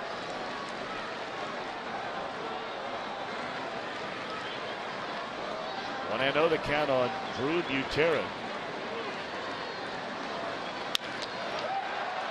And Pena will gobble it up. He'll feed Bailey, who beats Butera to the bag. So the runner advances, but with a pitcher coming up next.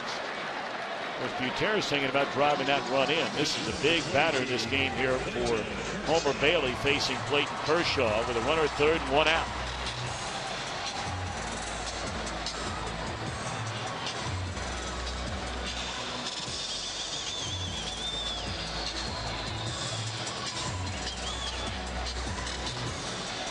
Kershaw, no slouch at the plate. I mean, he had 10 runs batted in last year.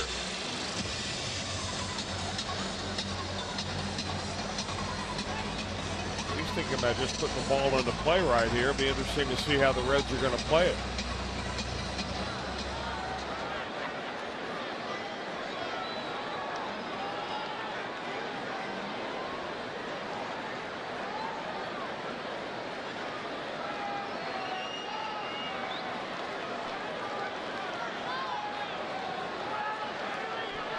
All right, Kershaw ready, and here comes the pitch.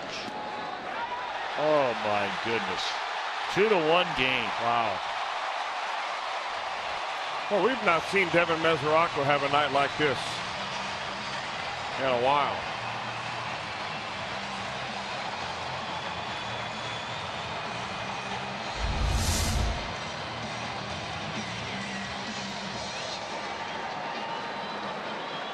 Was maybe one of those that are going to go down as a wild pitch, but I mean, he's expecting it on the other side of the plate. Not only does it miss, it actually cuts on him a little bit.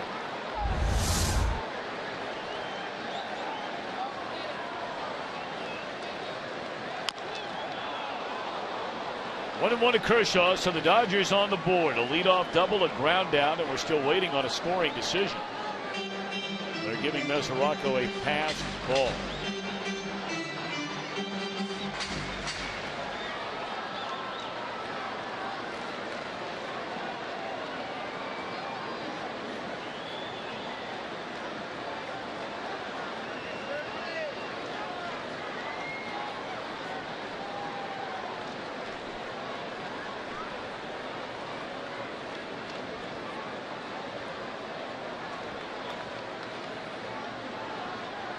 So now Bailey got to forget all about it. And Kershaw bangs one into center field, a base hit. Now that'll make it earned.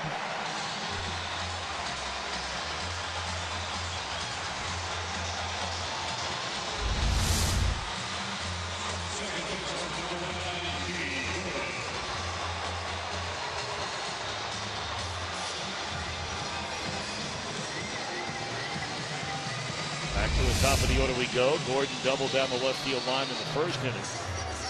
And up until the leadoff double by Turner here in the fifth, that was the only Dodger hit in this game. Now they have 2 hits through the front 3 batters in the bottom of the fifth inning. Gordon robbed of a second hit. Fine play made by Cozart in the third. 0-1.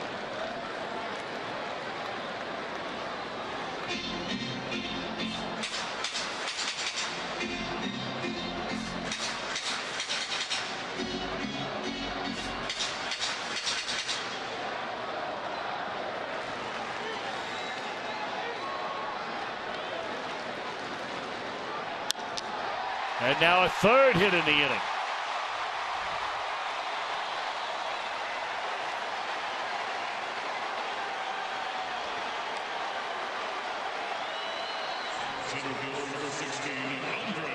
Jeff Pinko will trot out from the Reds' first base side dugout.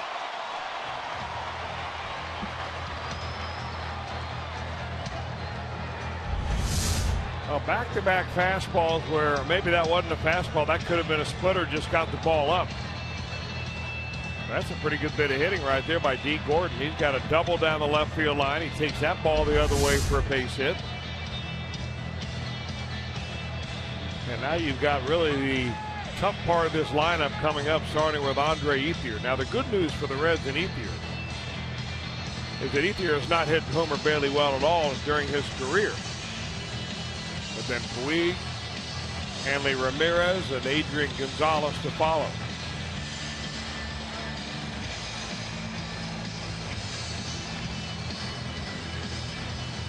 Of course, Ethier's probably saying to himself, I'm due. 0 for 20. Now, he was robbed by Brandon Phillips earlier.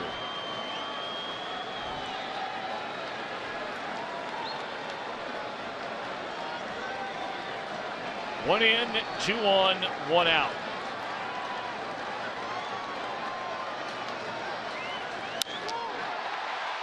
And a man who rarely bounces into a double play bounces into one here to end the inning. How about that? 0 for 21. Dodgers get a run. And it's a one-run game with the Reds in front as we march on to the 6th in Los Angeles.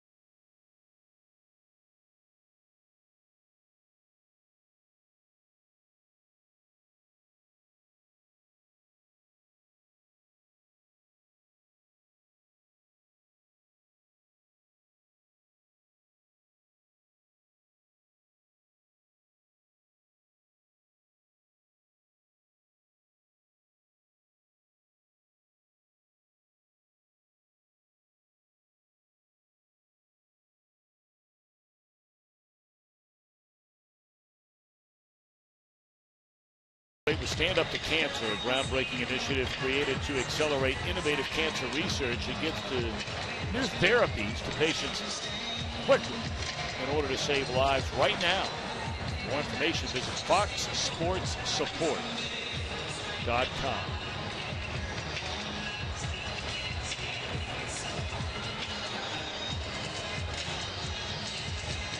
Reds 2, Dodgers 1 at the end of 5. Each team with 4 hits.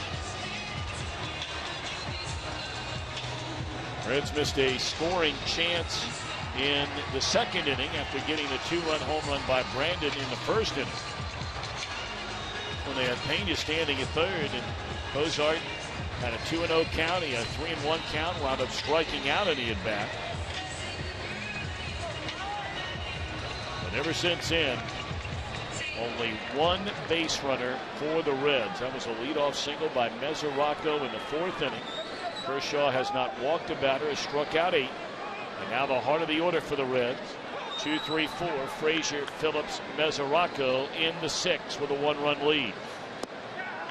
Frazier has doubled, scored, and struck out looking.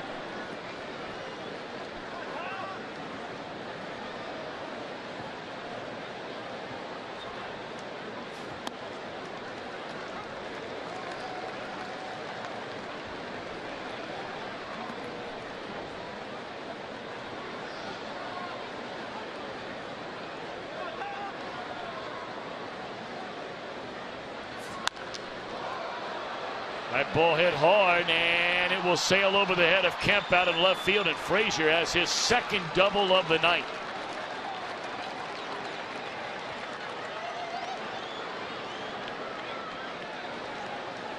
A low fastball, and Todd Frazier just goes right down to get it. That's almost the exact spot that Brandon Phillips popped one out of here.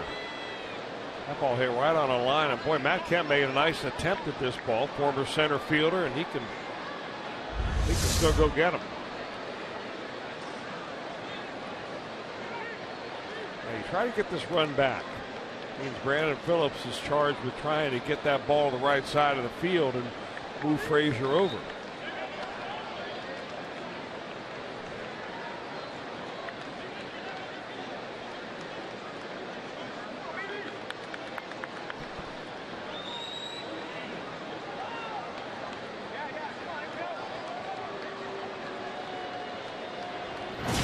Nissan drive of the game in the first inning. Phillips knew it when he left the bat. So did Kershaw.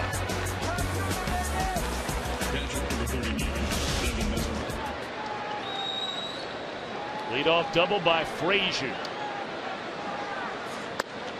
That one up and in. Ball one to Brandon Phillips. Brandon, the home run in the first inning, and in the third inning he did ground out to the right side of the infield. Well, you see where Kershaw threw that first pitch, and I think Butera, every fastball you're going to see is going to be on the inner part of the plate to try to keep Brandon from making it easy to get it to the right side.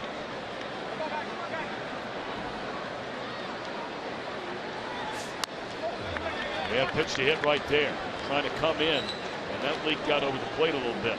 I think that when they want to come in on Brandon, the place to do it is up and in, not down and in, because he's got such a quick stroke to that down and in spot. That's the spot he hit long here earlier.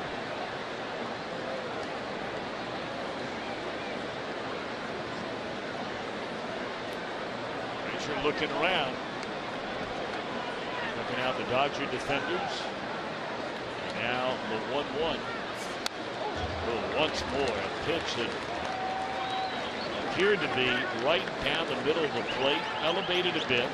And that's really not his spot when it's elevated. I mean, he's much quicker, Brandon is, on that ball down around the knees than he is that ball across the letters.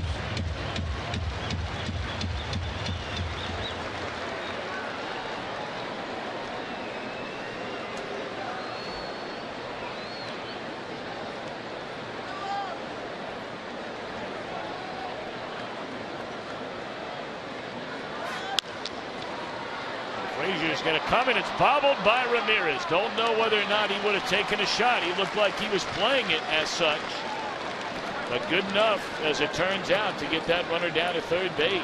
A good aggressive base running right there by Todd Frazier. Normally what you think is anything to my right is a runner coming off second base. I'm going to stay. But this time it's hit just right at him.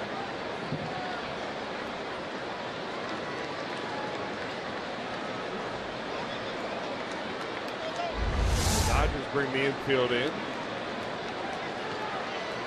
And Mesoraco, the batter, is struck out and singled into left center field.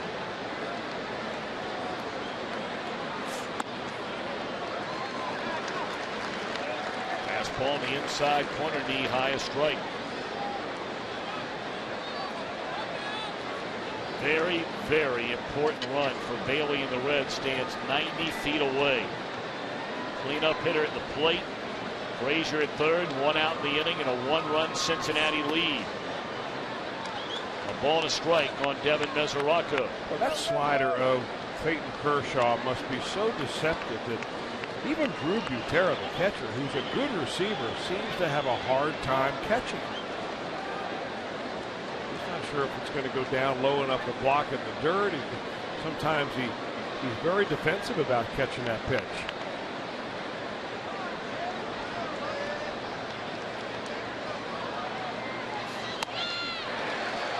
So how can you blame the guy when he comes up empty swinging at it?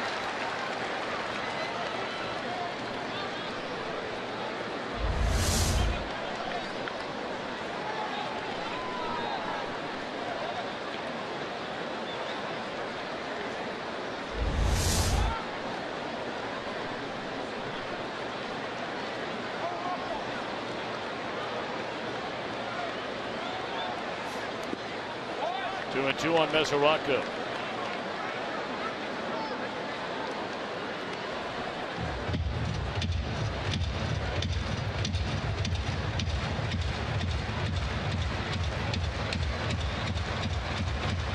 Frazier started this inning with a double. A ground out by Phillips advances him to third. Infield in for the Dodgers. They keep the third baseman close to the bag to keep Frazier from getting too much of a lead.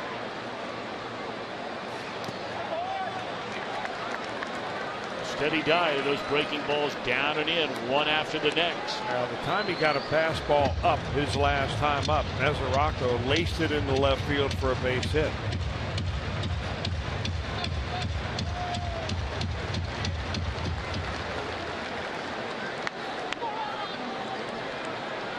Three balls, two strikes on Devin Mesoraco. Kershaw off the rubber and then puts the left foot right back on it.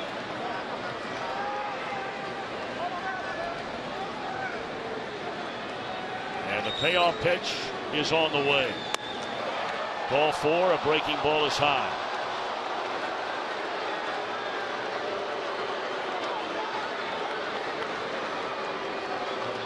I'd like to take a look at this at bat again with Devin Mesoraco at the plate. Armazda pitch by pitch. Fastball got ahead of him. Now he's going to try to throw these sliders and curveballs in there to see if Mesoraco will chase. That's a curveball. That's another one. A little slider down in the dirt. And tries that one on a 3-2 count. Leaves it upstairs. And a well-earned base on balls for the Reds catcher.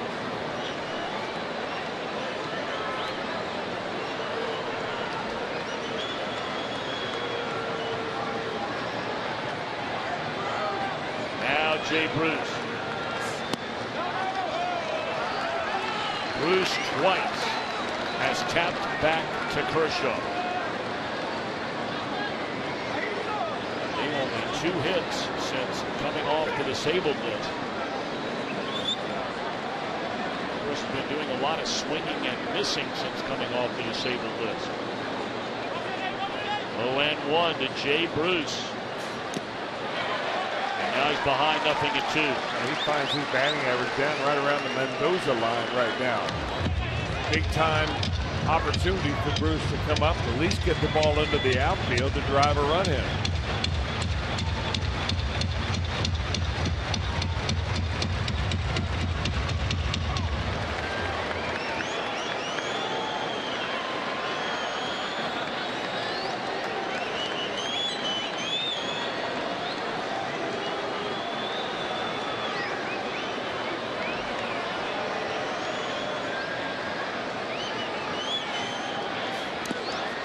And the ball gets away from Butera, and coming in to score after all is Frazier. They get sent. Same pitch you've been talking about, Chris, all night long about how hard is it to hit it. And it's also tough to catch it. Now that's a slider down, and it looks like it skims right off the plate. When it goes off the plate, it never bounces. It just kind of skips right through the wickets. We've seen both catchers really struggle tonight with pitches that are down. As Rocco has picked up a pass ball, and we've seen him get by Drew Butera.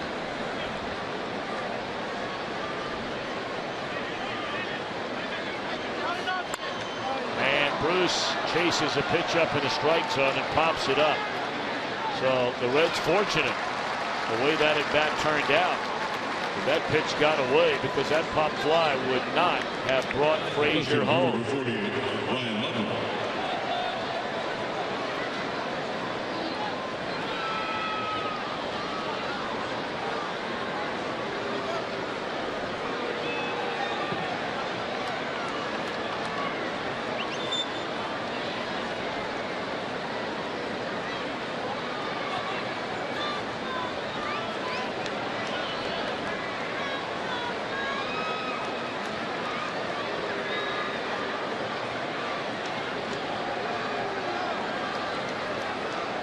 Now to be Ryan Ludwig with a runner in scoring position.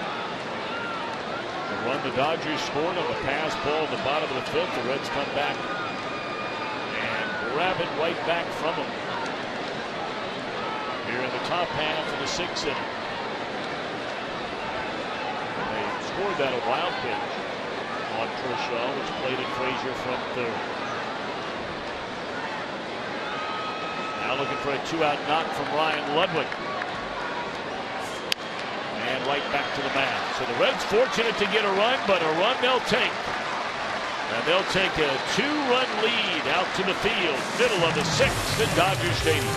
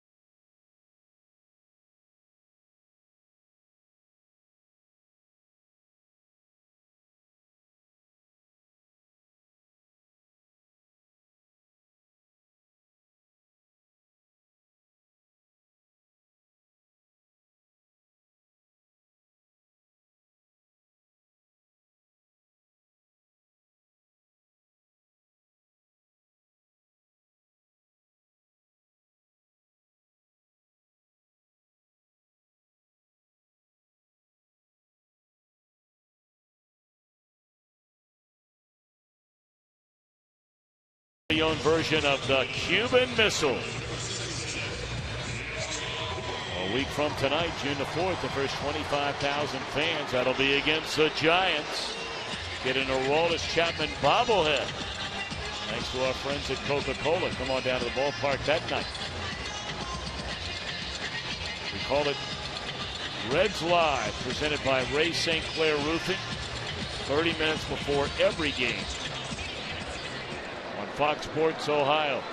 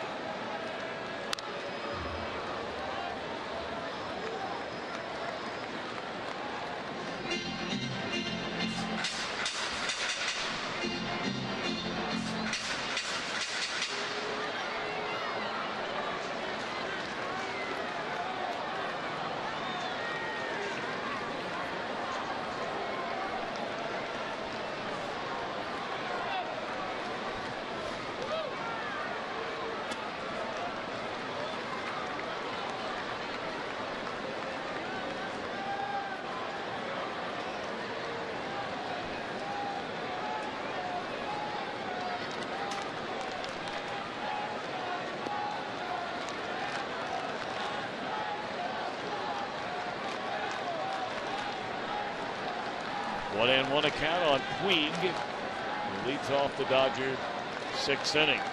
Up and in under his chin. Puig looking out at Bailey.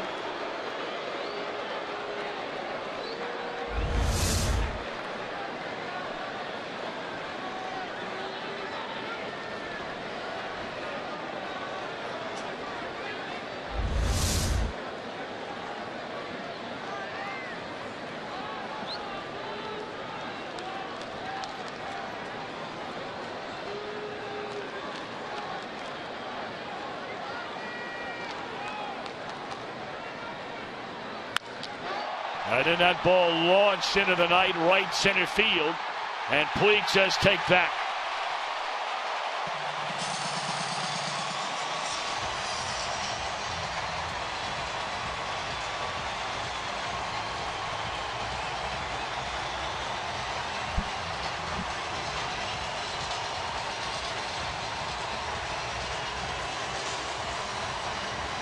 Now that is rather impressive for Yasiel Puig, because after being dusted back with a fastball, he gets a slider, and not only does he hit it for a home run, he takes it the other way. Committed to staying right in there, not intimidated one bit. The bat flip, the homer.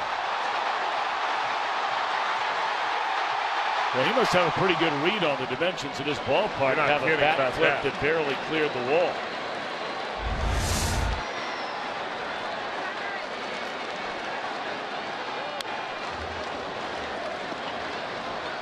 Puig has gotten himself into some hot water with his manager. By doing things like that, and it doesn't turn out to be a home run. It's already happened earlier this year, and Don Mattingly wasn't happy about it.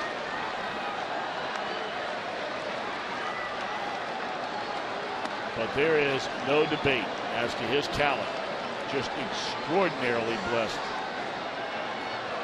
with superb physical skill.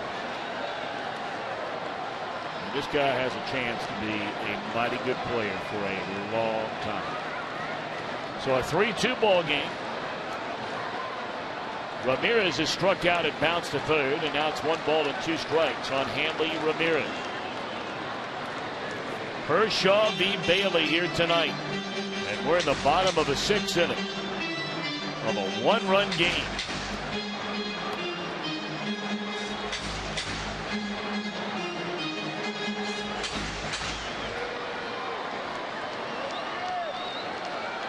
The 80th pitch of the ninth for Homer Bailey. And here it comes to Ramirez.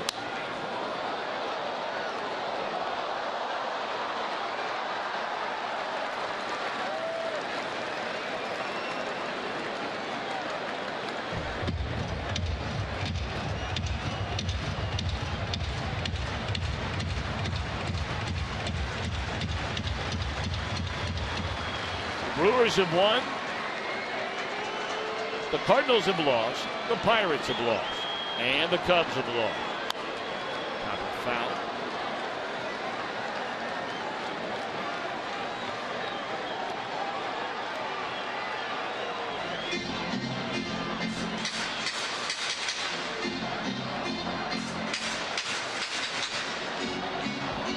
Pirates are on their way here. They'll open a series tomorrow night against these Dodgers.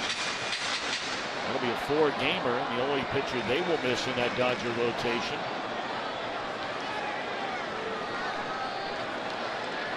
is Clayton Kershaw.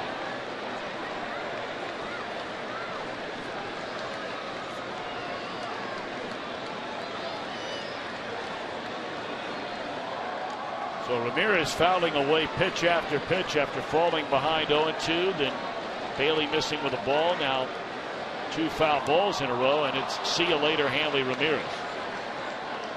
Tried to sell the idea to home plate umpire that Phil Cuzzy that he touched the ball. Cuzzy not buying it. That's the 5th strikeout of the game for Bailey, and his first since the 3rd inning. That's when he struck out the pitcher.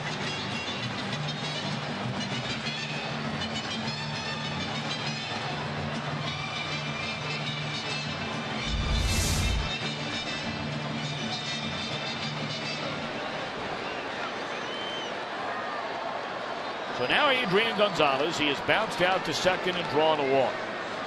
That was a walk after it looked like Bailey twice had retired it. You get that pop foul that Frazier was unable to come up with, and then on the next pitch he barely got a piece of it. Momentarily it was in the glove of Mesoraco that squirted out of it and wound up drawing a walk. Each team with 5 hits. Reds lead 3-2 in the 6th.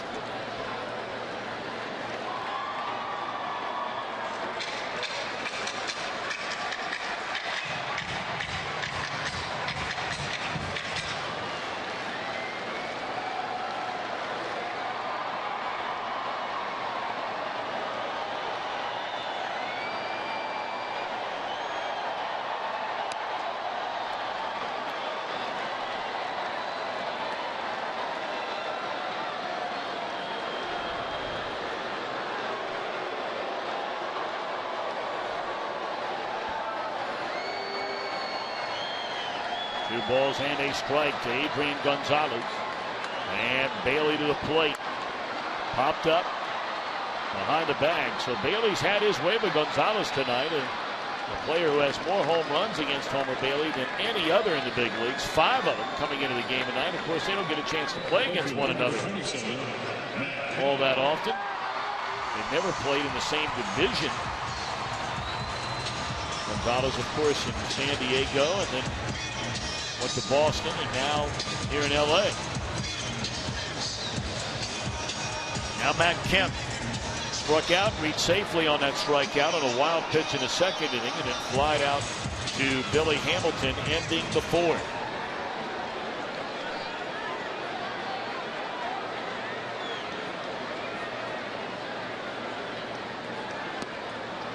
Good pitch right there. Down and away from him. Kemp came up empty.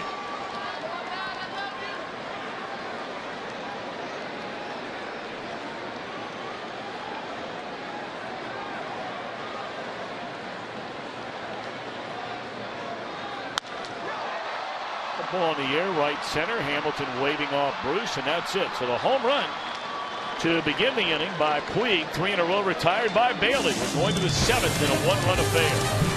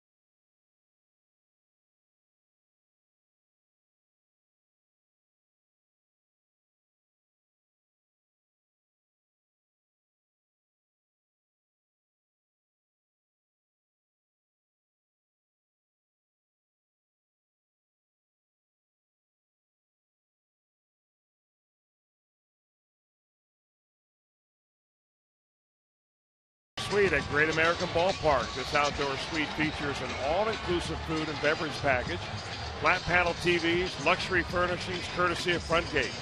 So host your group of 30 to 48 people in one of the most unique hospitality areas in the ballpark. Reserve today by calling Reds Group Sales Department at 513-765-7600. The Frontgate Outdoor Luxury Suite at GABP.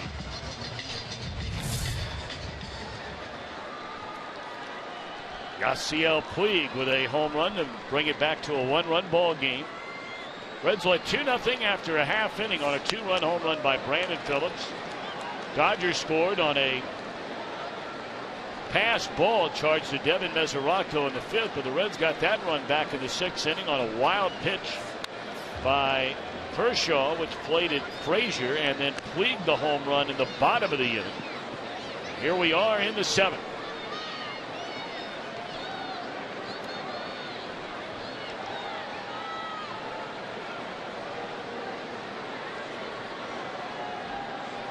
One and one account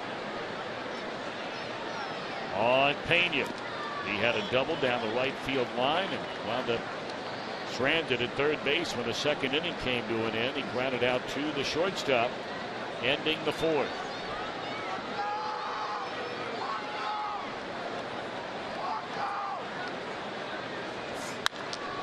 Hard hit ball, and it finds a hole in the left field, a base hit.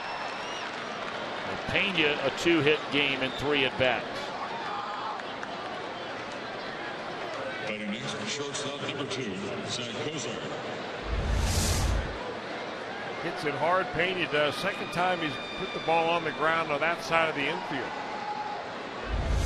And was able to get it right by Justin Turner.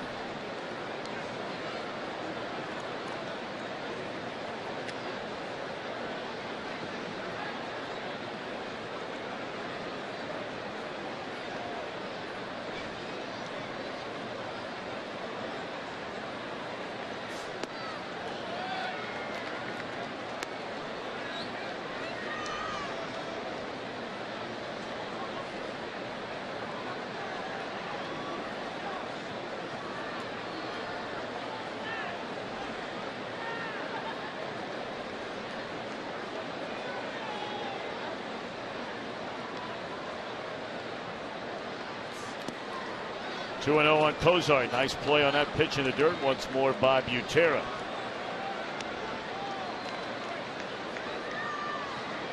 Well, both these catchers have had to work a fair amount tonight because their pitchers, when they've missed down and in the dirt.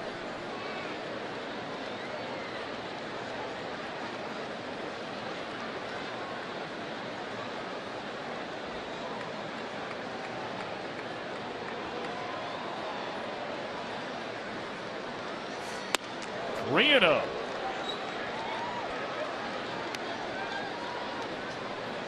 This couldn't lay out any more perfectly for the Reds. If Kershaw loses Kozar right here, you put the first 2 on base with the pitcher up. And an opportunity for Homer Bailey to help himself by pushing the runners across.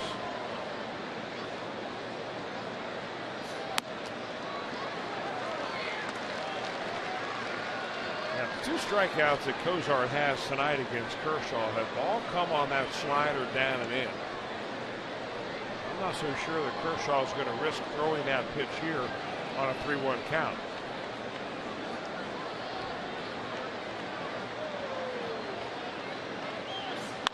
Comes with a fastball, and Kozart ready for it. But a little too far out in front, hooks it foul, so it's gone from 3-0 to 3-2.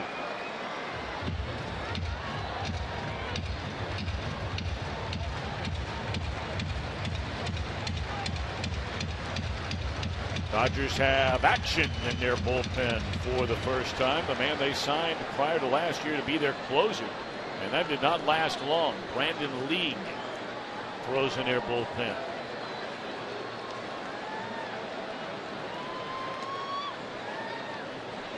This would be the closest game, closest in terms of the score of the game, that League has been brought into in a long time if he comes into this one this tight. They've been using him in a lot of blowout games one way or the other. But when he's He's come in, he's pitched well enough to get people out. And there's a tapper down at third, so 3-0 turns into a double play. Oh, they call him safe at first base. Crowd can't believe it. Adrian Gonzalez can't believe it. And Don Mattingly has already told Adrian Gonzalez to, chat with Kershaw for a minute while we have a chance to take a look at this, and Kershaw says, I'll handle it.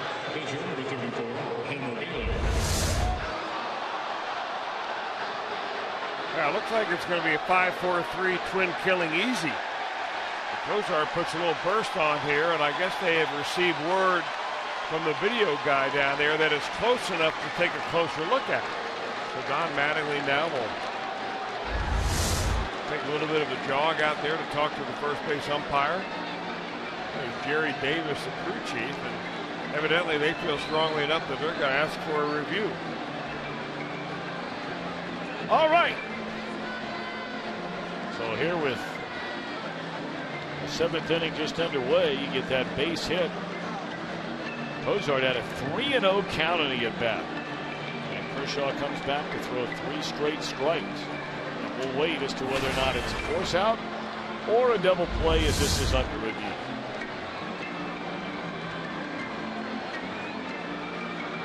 Man, there. So close.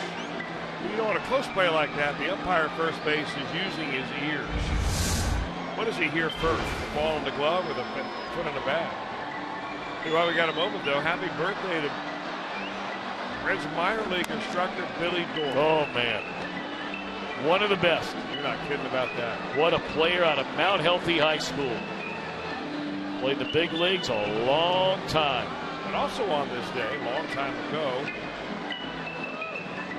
the National League owners all got together. Back in these days, there were only 8 of them.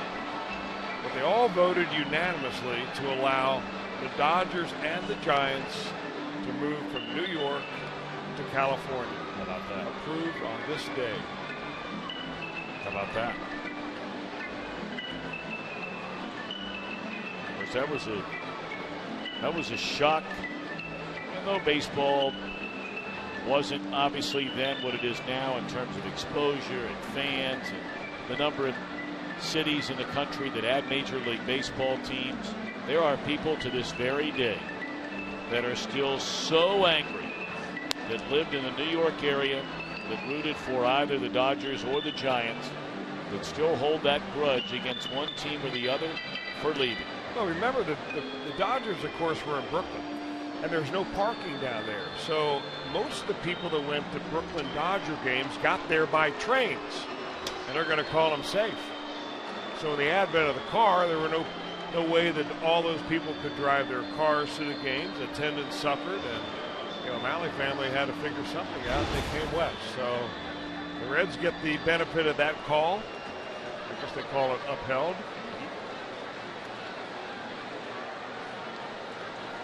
Took 2 minutes and 2 seconds to render the verdict. So runner at first.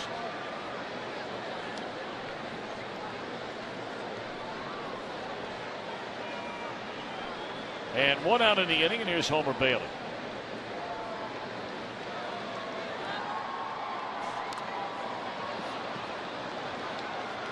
That one fouled off Homer's bat right onto the body of Butera.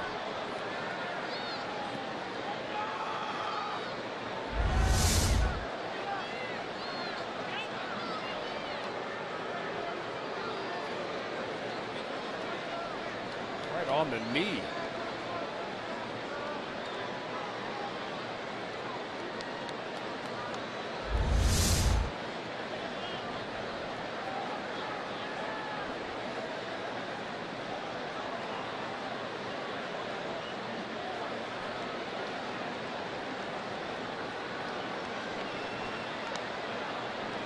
Chrissy, you mentioned not only do these two teams voted, not these two, the Dodgers and the Giants voted to be allowed to move out to California. They would play each other in the very first game for both teams in California. That was on April the 15th, 1958 in San Francisco. And Lennon foul backing out of play.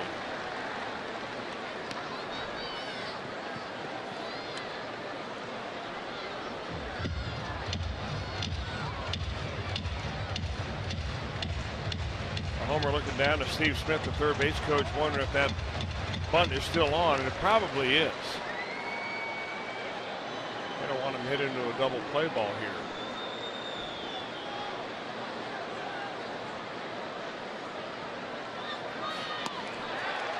And Bailey gone on strike, so an inning which got off to a nice start with a leadoff hit. Runner still at first base and 2 are out in the inning. Let's check in downstairs with Jim Day. You know, Tom, earlier in this game you were talking about Dodger dogs, and it gave me an idea. Yeah? Have one? I need a Dodger dog. So we got one here. Very nice. By the way, I haven't had one for years. Well, I mean, what do you think? I got to tell you, me, the food critic, they've gone downhill. A little overrated. I've heard that in recent years. Jim, you need mustard, you need some onions on there, maybe some relish. You need to doctor that baby up a little bit. Fair ball. That is a fair ball, and off to the races is Kozak.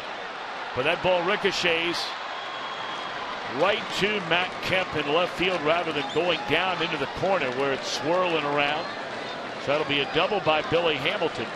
And the Reds have runners at second and third. You know what you're thinking of your Homer Bailey right now. If I got that bunt down, the Reds have another run in.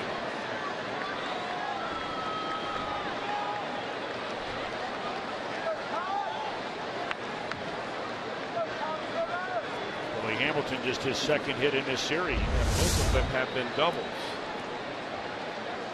And now big chance for Frazier.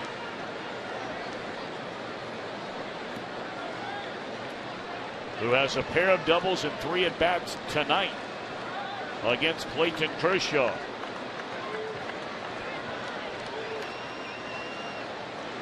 We talk so frequently about the big hit for the Reds. And all the 1-run losses, 13 of them, most in the league.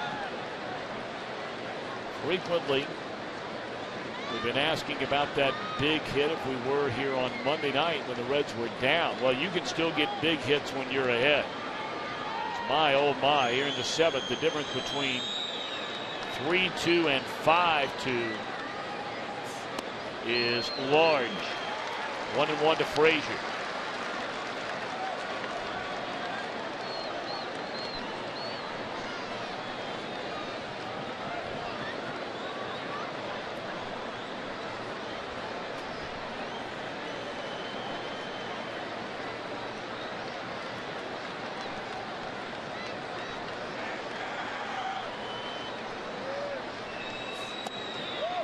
Two and 1 to Todd Frazier.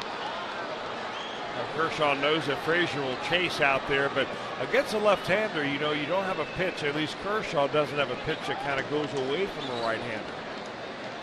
He's trying to make Frazier expand that zone on the outer part of the plate.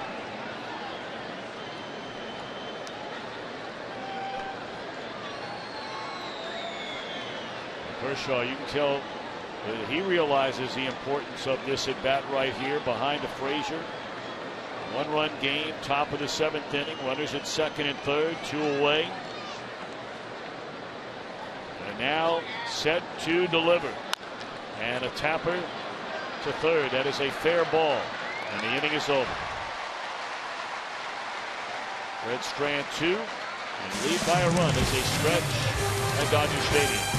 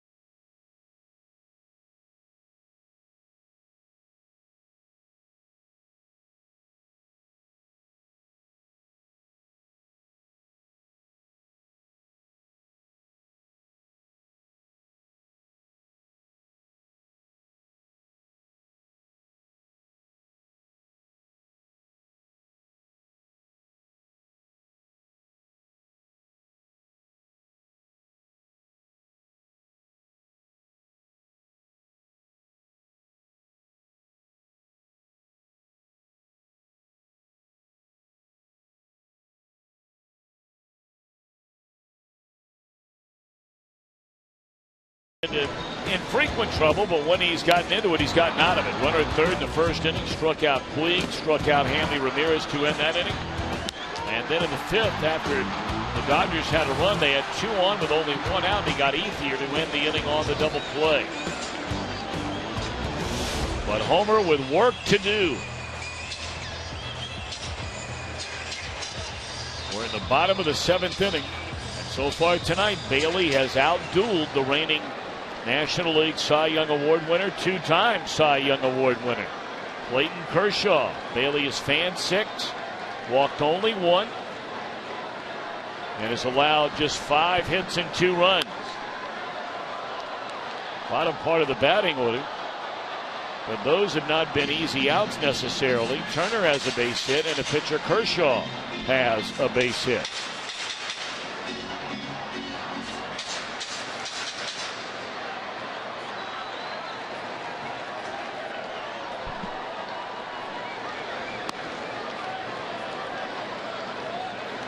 Now the Reds have action in their bullpen for the first time tonight. Looks like a double barrel action. Sam LeCure, right-hander, and Manny Parra, lefty. How about that pickup by Bailey? He feed that between the legs, or did he have the glove in front of his leg? He's been watching Brandon Phillips. How do you do?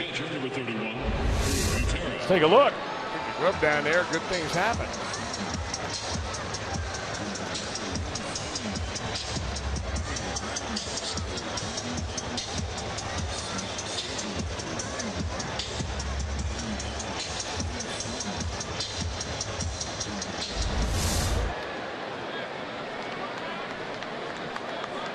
So now Drew Butera with 1 out. Butera's popped up to Billy Hamilton at short center and grounded out to Brian Pena his last time up in the 5th. Bailey is 93rd pitch of the night. For Homer, that's not even breaking a sweat. And a good slider down and away.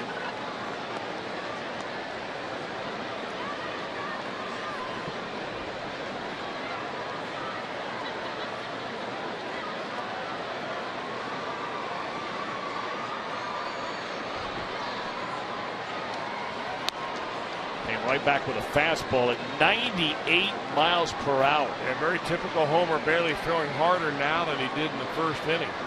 By a good measure, his fastball in the first inning topped out around 94. He's just now getting loose right around 100 pitch mark. Took a little off on that at 90 and gets Butera on the ground ball. The night is over for Kershaw. The Reds score 3 off him tonight. All 3 runs, earned runs. 7 innings, 7 hits. He walks 1 batter and strikes out 9. Number 35,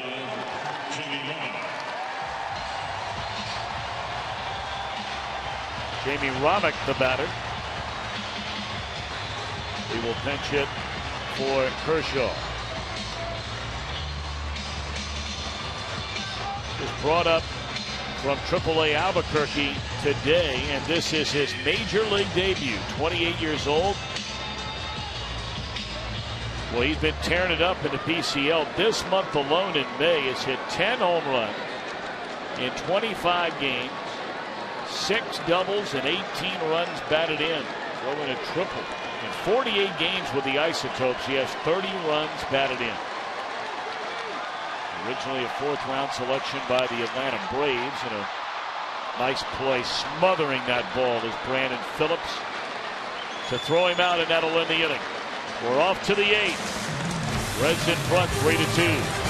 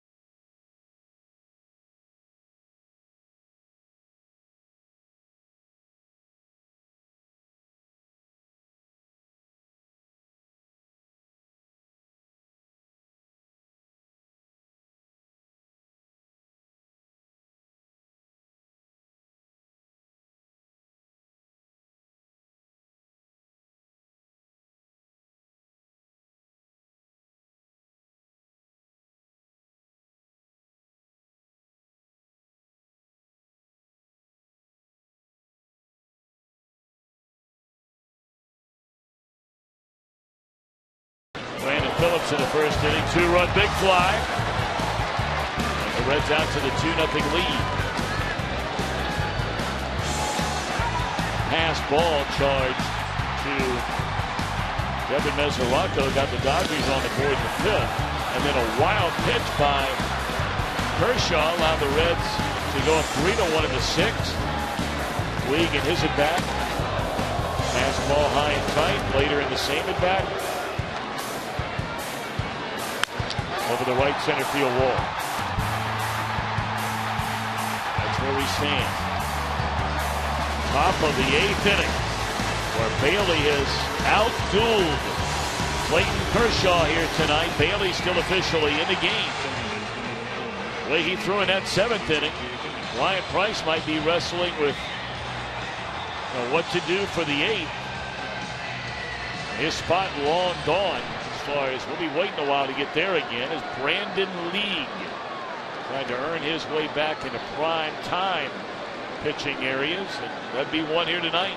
Now 31 years old, Brandon League once had 37 saves for the Seattle Mariners just about 3 years ago. And not a bad year this year. Good earned run average at 1.3. Well, they brought him in here, paid him a lot of money, gave him a long-term deal to be the closer, and it just did not go well. In fact, he fell so far that he was left off of their postseason roster last year. His earned run average last year was over 5. He has improved that big time, at least so far this year. So they know on Brandon Phillips to be followed by Devin Mesoraco and then Jay Bruce.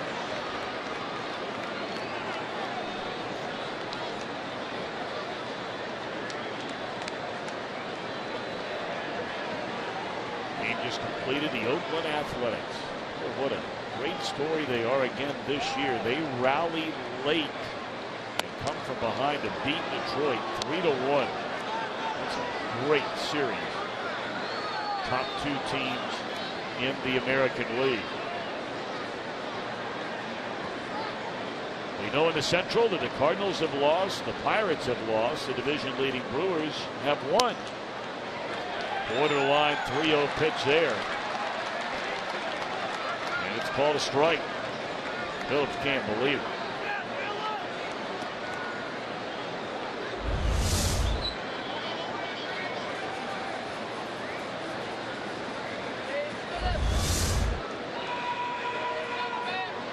Riano down to Brandon.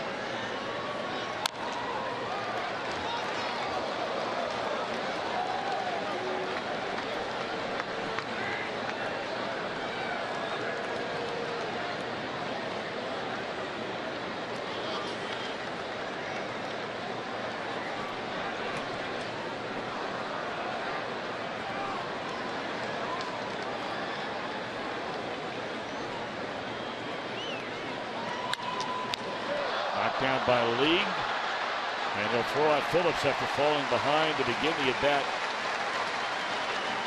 3-0. You continue to tweet your photos to hashtag #OhioFanPhoto. Here's our fan photo of the game, brought to you by AT&T. Look at that. One of our Bark in the Park games. That's good stuff. Well, that might be at home. That looks like a couch cushion. Maybe that's just one from a Reds fan hanging out with his best buddy there. John, thank you.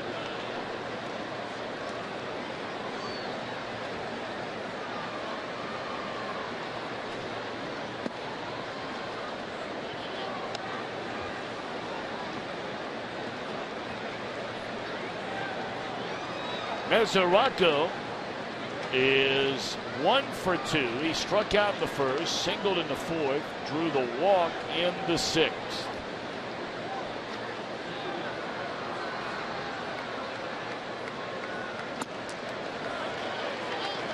A ball and a strike.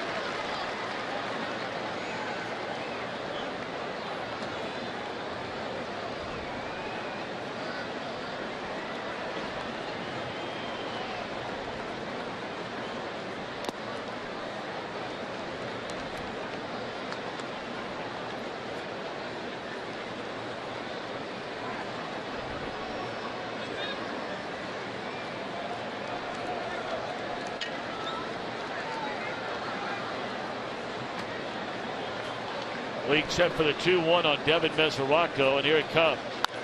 Grounded foul. Now you can see that with that side winding delivery, Brandon Lee can be pretty tough on right-handers, and he is. Against lefties, over a 300 batting average, but against righties, you're down around 180. Not only does he throw a low 3/4, but he also fires it up there in the mid-90s.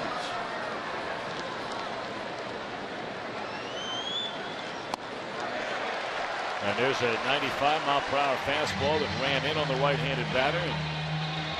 Reds have struck out 10 times in the game tonight. That is 5 consecutive games of double-digit strikeout numbers for a team really early in the year that was not striking out much at all.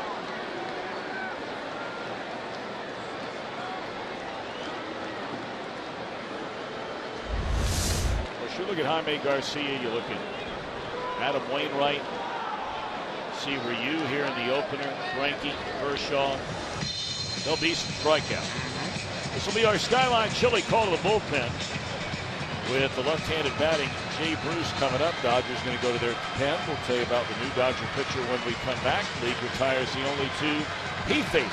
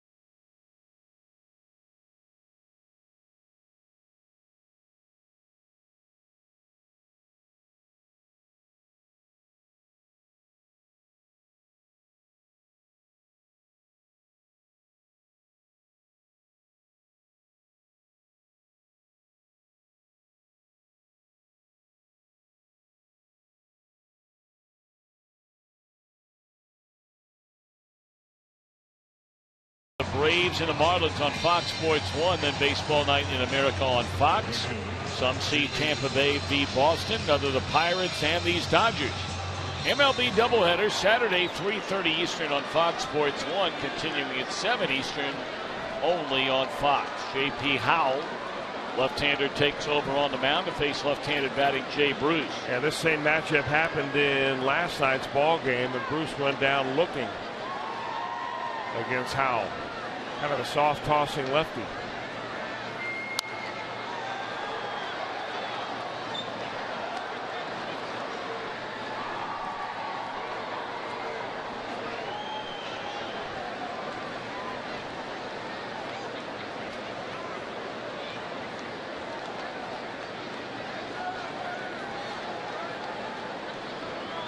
Well, it's a big game here tonight for the Reds. I mean, really this is a big game. I mean, you could just feel the tension, the moment. I know for many back in Reds country, very late at night. I don't know how many people are up watching. I know there are a lot of you back there watching, but this is a game the Reds need badly.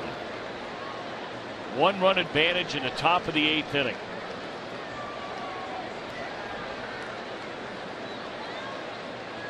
You get a win here tonight, you're feeling a little better about yourself. I mean, you may not feel great, but it ends this 4-game losing streak. Conversely, you can only imagine if you don't. And Brian Price knows it. Top of the list.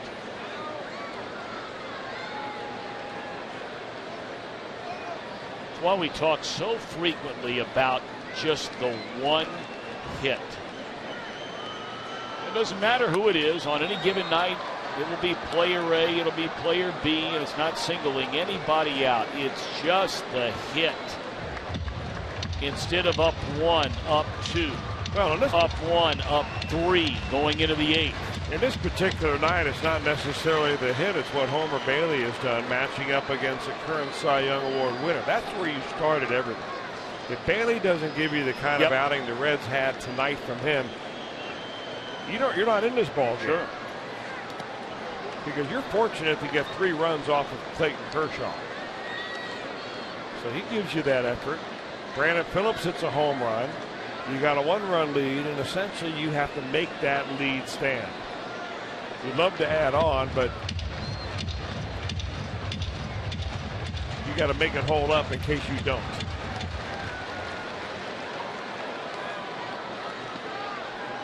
And we don't know whether or not at this point in time Bailey's going to come back out there in the bottom of the 8th inning, or whether they will go to the bullpen.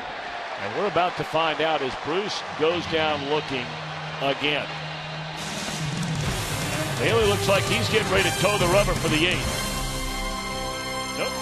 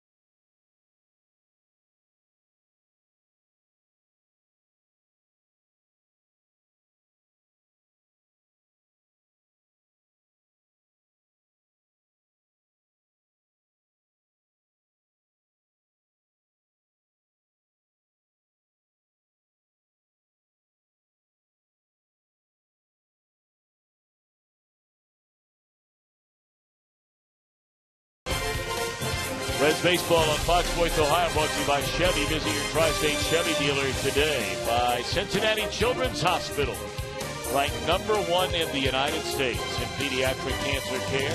That's according to U.S. News and World Report's best children's hospitals in America.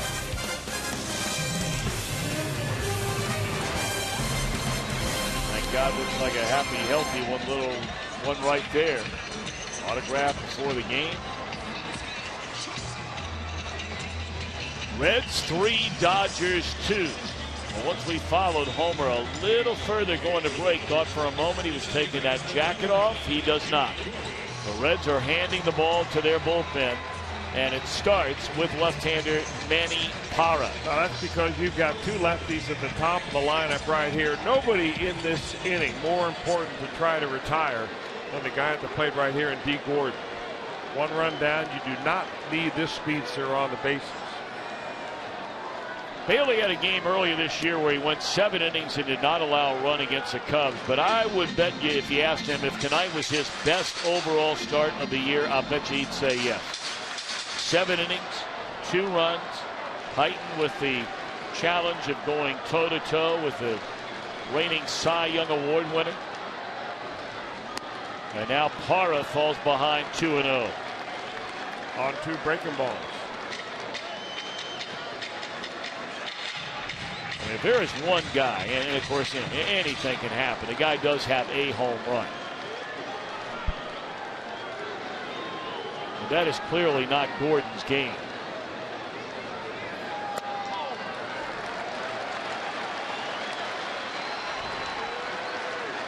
Just an excellent outing tonight by Homer Bailey.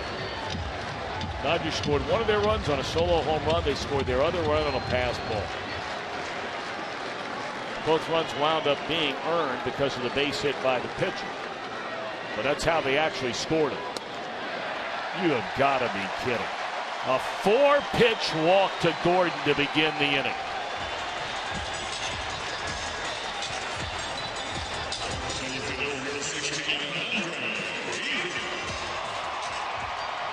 Now, over the years, Manny Parra has not been the best at holding runners on.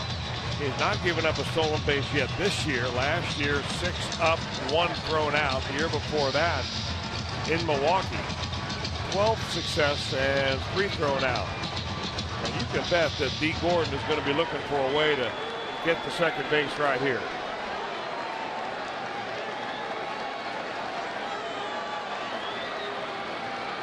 Must be the final batter either way for Parra, who walks in out of the bullpen and promptly walks Gordon on 4 straight pitches.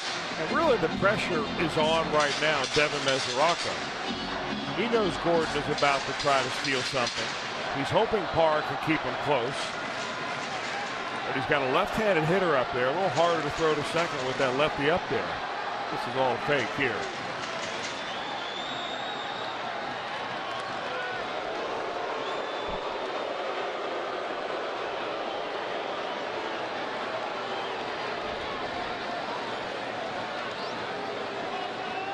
You got Davey Lopes down there coaching at first base, and boy, he has really been a help to D. Gordon.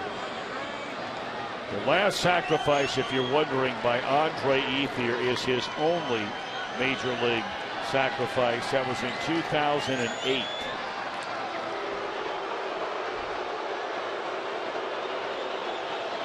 I would really be surprised if they're going to sacrifice him here. I mean, one of the advantages of holding a bat out and then pulling it back is that it's very difficult sometimes for the catcher to see the ball into the glove, thereby getting a hard time to get a grip on it. Runner goes and bunted beautifully by Ethier. I am stunned that Ethier laid that bunt down. Because D. Gordon had that base stolen no matter what.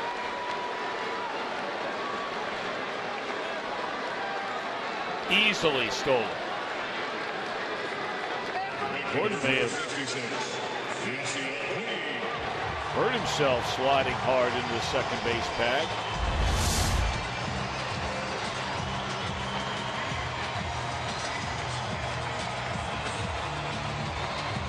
Oh, left knee. His left knee on the bag. Yep.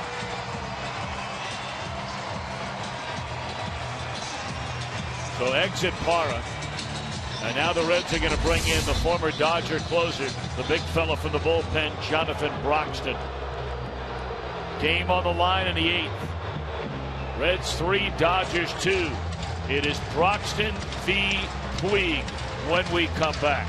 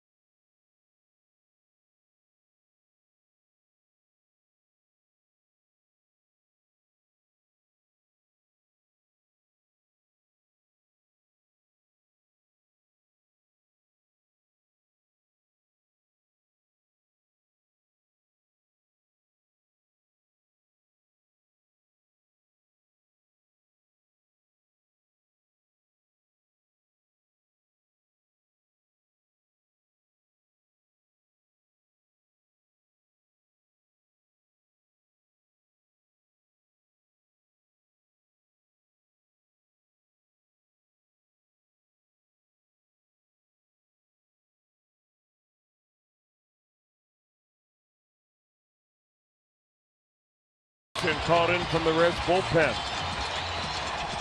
to try to keep it right there. He's got a 1-run lead. The former Dodger closer had 32 saves for the Dodgers a few years back. He was brought in here and signed to a 3-year deal with the Reds to be the closer. That's when the Reds were toying with the idea of sending Aroldis Chapman into the starting rotation.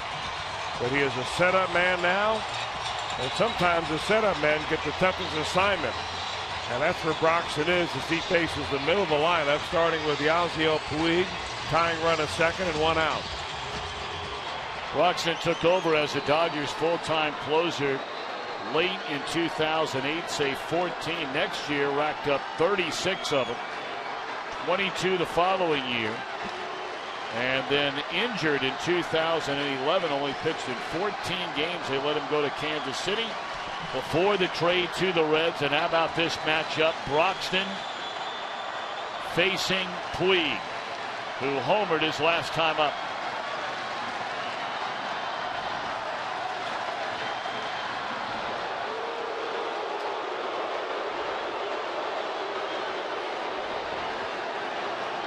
Well, Brandon Phillips is just about standing on the bag there at second base, holding D. Gordon on.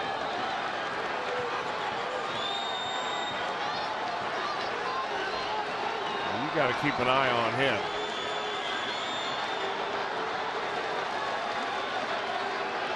Well, up earlier, Gordon does not have a stolen base in this series, but he's a major league leader with 30 of them. He's only been thrown out 3 times.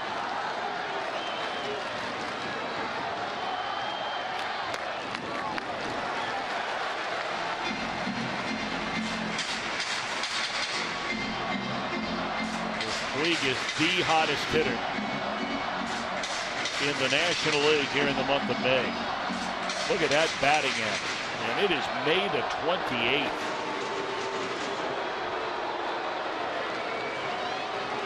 And knocking in runs.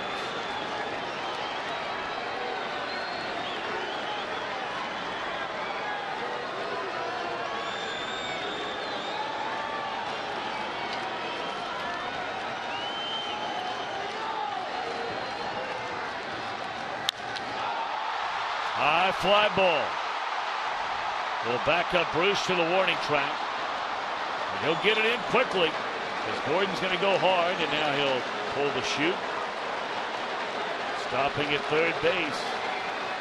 2 outs in the inning, and Hanley Ramirez coming up.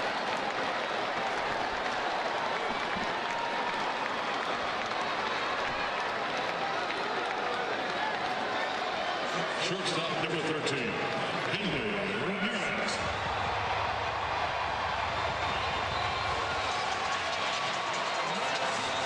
The Reds had their closer, Aroldis Chapman, getting loose in the bullpen.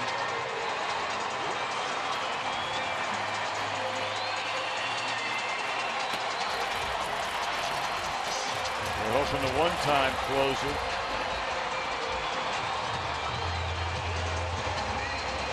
Broxton can put Chapman's appearance on hold until the Dodger 9th inning. You can only imagine the emotions right now for Bryant Price.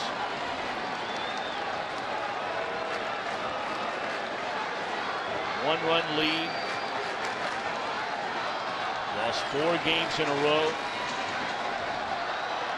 They need 4 outs to end that 4-game losing stretch. Ball 1 to Ramirez. He was struck out swinging, grounded to third, and struck out swinging again. All those at-bats, of course, against Bailey.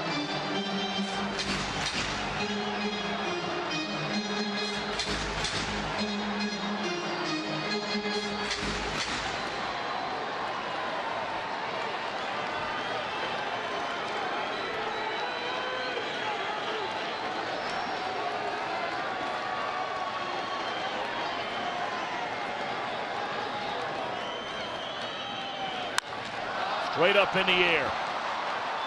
Phillips out, Bruce in, Jay the call, Jay the catch, and Jonathan Broxton slams the door, leaving the tying run at third in the 8th.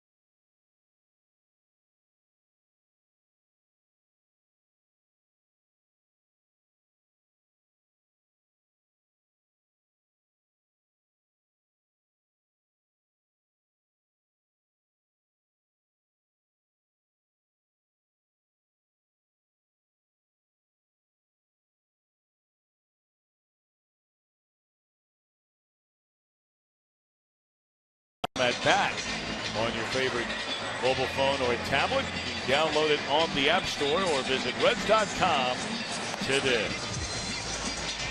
All right, Reds are hoping to get on the big plane after the game tonight and fly to Phoenix, Arizona, where they will begin a 4-game series against the battling D-backs tomorrow night. Cincinnati v. Cole Mentor tomorrow. How about that matchup? Mentor and pupil, Leak v. Arroyo. What an emotional game that'll be for both of those guys. The best of friends, very, very close. Arroyo pretty much took Leak under his wing once he arrived in the major leagues. Johnny Cueto, Brandon McCarthy on Saturday night. And then Sunday afternoon, Alfredo Simon, Wade Miley. Well, you just take a look at the earned run averages of the Reds starting pitchers and the ERAs of the Diamondbacks. Reds have been very stingy. The only game in which the Diamondbacks have the edge is the first one with Cincinnati, and that's very slight. Brian Wilson. Reds mistreated him the other night when he came into that ball game that was started by Ryu. He was in the 8th inning. Gave up 2 walks and a double. Yeah, he threw the gas can on that Ryu outing. Allowed a 2-run double to Billy Hamilton in that outing. Swinging a foul ball back out of play.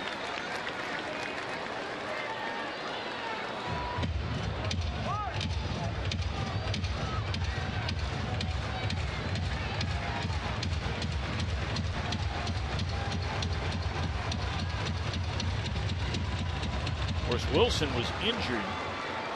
He was the closer, as you know, for the Giants. Had save years of 41, 38, 48, and 36. But in 2012, he only pitched in 2 games that year. And while he earned a World Series ring that season for the Giants,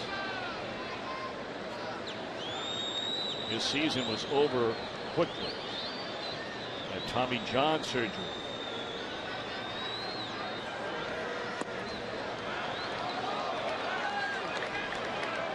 If I'm not mistaken, hasn't he had Tommy John surgery twice? 2 times, yes.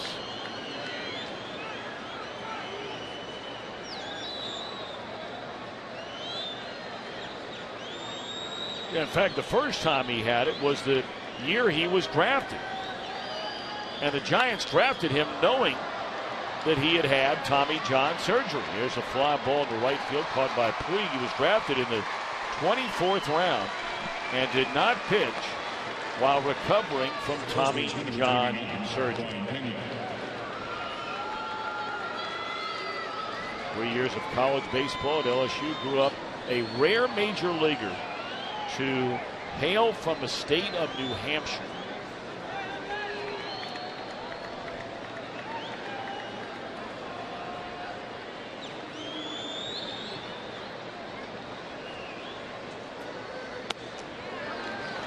In there, a strike. And a good night for Pena. 2 hits and 3 at-bats against Clayton Kershaw. A single his last time up, and a double back in the 2nd inning. If you're looking ahead of the Dodger 9th, and I know some of you are already. We are. Adrian Gonzalez, left-hander, Matt Kemp, and Justin Turner, right-handed batters, against Aroldis Chapman.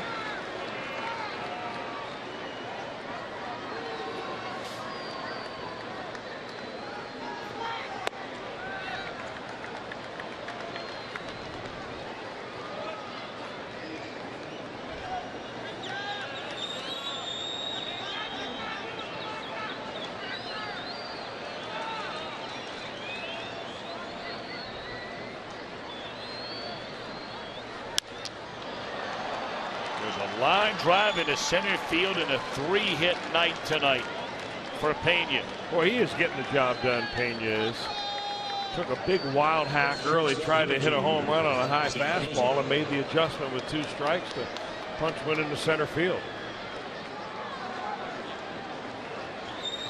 Coming up right after the game tonight and every night on Fox Sports Ohio, we call it Reds Live, brought to you by King's Honda. And Jim Day, Jeff Pecoro, Brian Giesens, Law and Company, hoping to report on a Reds win. They're 3 outs away. Strike one is Zach Cozart. Skip Schumacher has made his way into the on-deck circle. That is a pitcher spot next.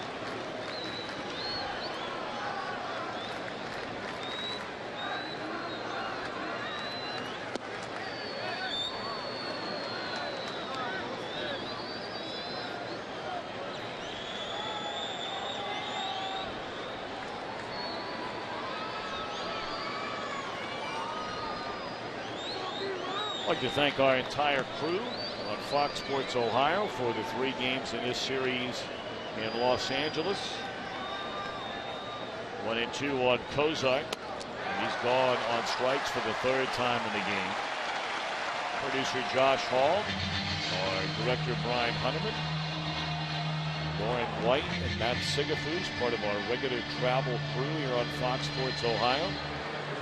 Doug Mann up here in the booth on stats. And JR. John Reynolds.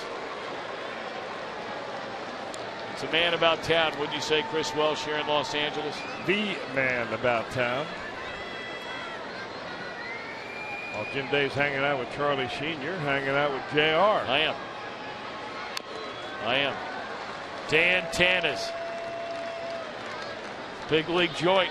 Classic. No doubt. Old school LA. Dan Tanis. I hear you were hanging out with Jimmy Walker. Jimmy Walker. Dynamite. Yeah, but I'm trying to remember the actor we saw the other night in there. What was his name, JR? What is it? Chaz Palminteri. You've seen his movies. Oh, yeah. He's a gangster type, right? Bronx Tale. Yeah, he was, you know, we said hello to him. He was a very, very pleasant guy.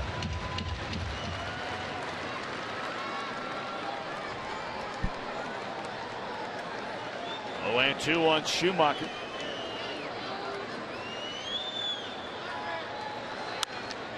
And a jam shot rolled her down to 3rd, and the throw nearly pulled Gonzalez off the bag. That long frame of his kept the toe on it. Here we go, here we go, here we go, here we go. Bottom of the 9th.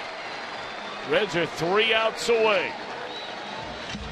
And before we go any further, I think Brian Price wants to ask Billy Hatcher how he saw that stretch by Gonzalez. And while they talk that over, Brian Price will have a decision to make as to whether or not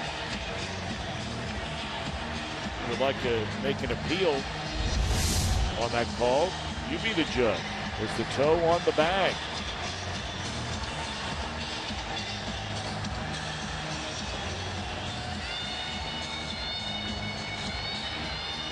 Look to be on there. Yep.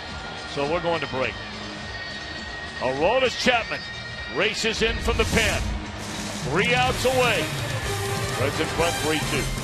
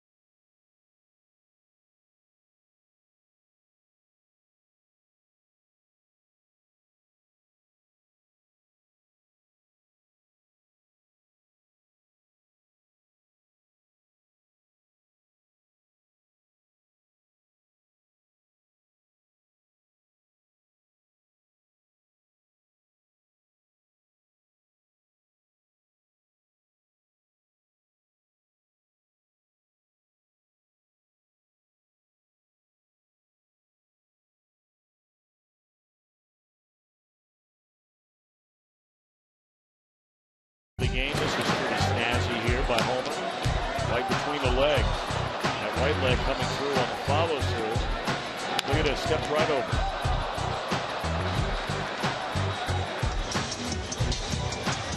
So he threw out Justin Turner in the seventh. All right.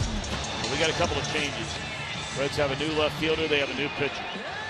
Trying to win it here in the bottom of the ninth inning. Nailed down this lead. Roger Bernardina now in left.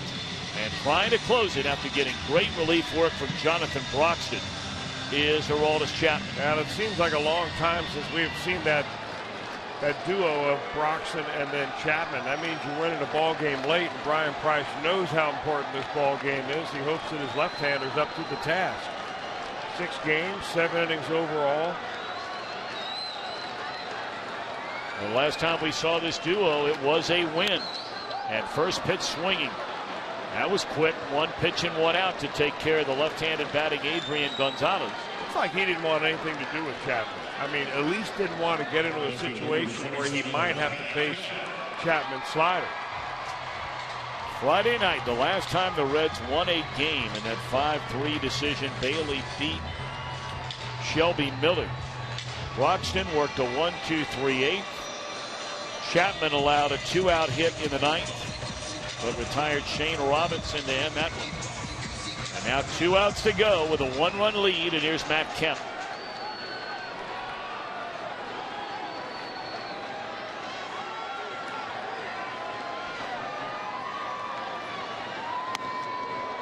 Fastball at 102 miles per hour, strike 1. Of course, that game on Friday night, Chapman was regularly clocked at 102.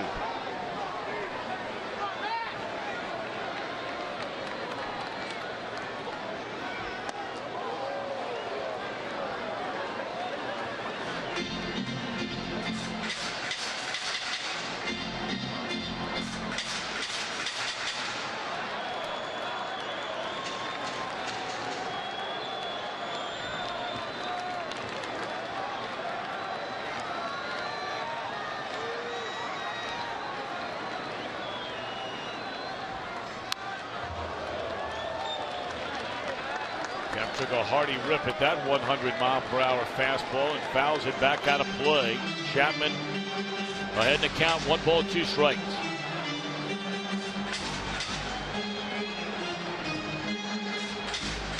And you look down in that Reds dugout, everybody sitting and watching up against that railing,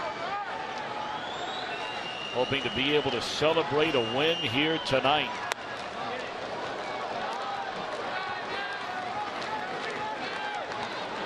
Homer Bailey brought his A game tonight. There's no debate about that. Now pitching the Cy Young Award winner from a season ago, Clayton Kershaw. Bailey 7 innings of 5-hit, 2-run baseball. And now the 2-2 on Matt Kemp. Tried the slider and he missed down and in. Which means you're almost guaranteed to get in the fastball right here. Remember the game you and I did Friday night? All the changeups Chapman threw in that Friday night save against St. Louis. And Brian Price said that's something he really did on his own. He's been working on it, but man, what an addition to his repertoire if he could throw that pitch for a strike. Probably not going to see it right here.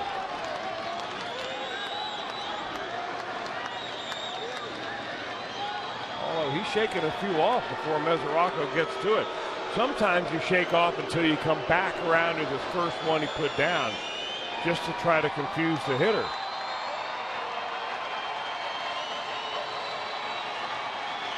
That looks like the changeup. Well, now the slider.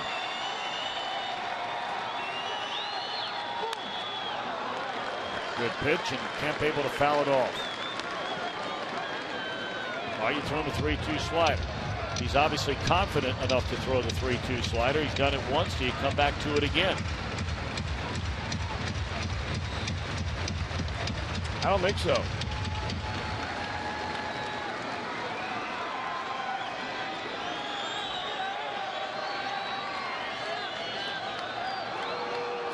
And now he looks like he's a little frustrated and he wants Mesoraco to come out.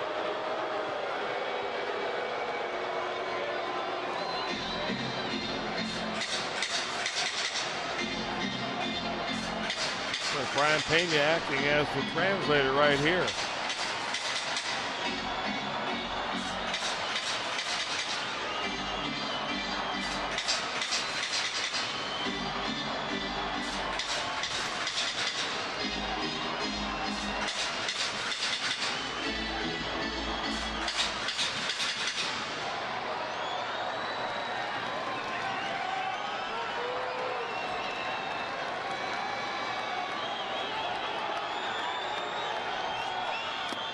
Got him swinging for the second out of the inning.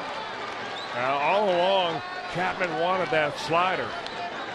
And he eventually needed a meeting on the mound to be able to figure out that everybody was on the same page. That slider at 95? Oh. Bro.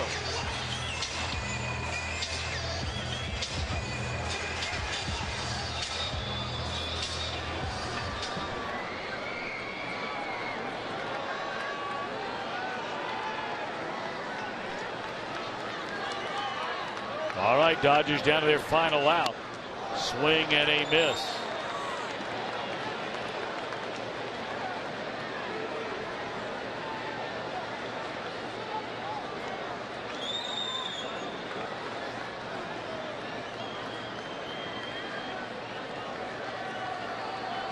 Justin Turner, 1 for 3 in the game, doubled and scored back in the 5th, and that's a swing and a miss on another Chapman. Looked like a slider down and in. Well, that one at 89, that's where they had his changeup clocked in the game on Friday night.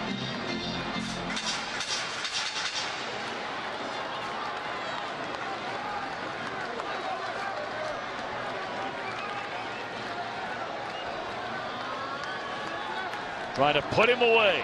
And he does on a 101 mile per hour fastball. Chapman nails it down for Bailey. And the 4-game losing skid over for the Reds as Bailey outpitches Clayton Kershaw in a 3-2 Reds victory tonight. Well, Tom, you hit it right on the head earlier in this ball game when you said this was a very important ball game to this Reds team. The morale was down. They figured they were facing 3 very tough pitchers in this series. But they ended up salvaging one thanks to the home run blow by Brandon Phillips. Outstanding pitching, especially by Homer Bailey. And a good team win here tonight. And by the way, for Bailey, that is his 5th quality start in his last 6 outings. I mean, Bailey, he brought the A game tonight. So the Reds win. They'll do a little celebrating, but right back at it in the desert tomorrow. Chapman his 5th save, Bailey 5-3, Kershaw the loser 3-2. And you know what's coming up. It is time for Reds Live.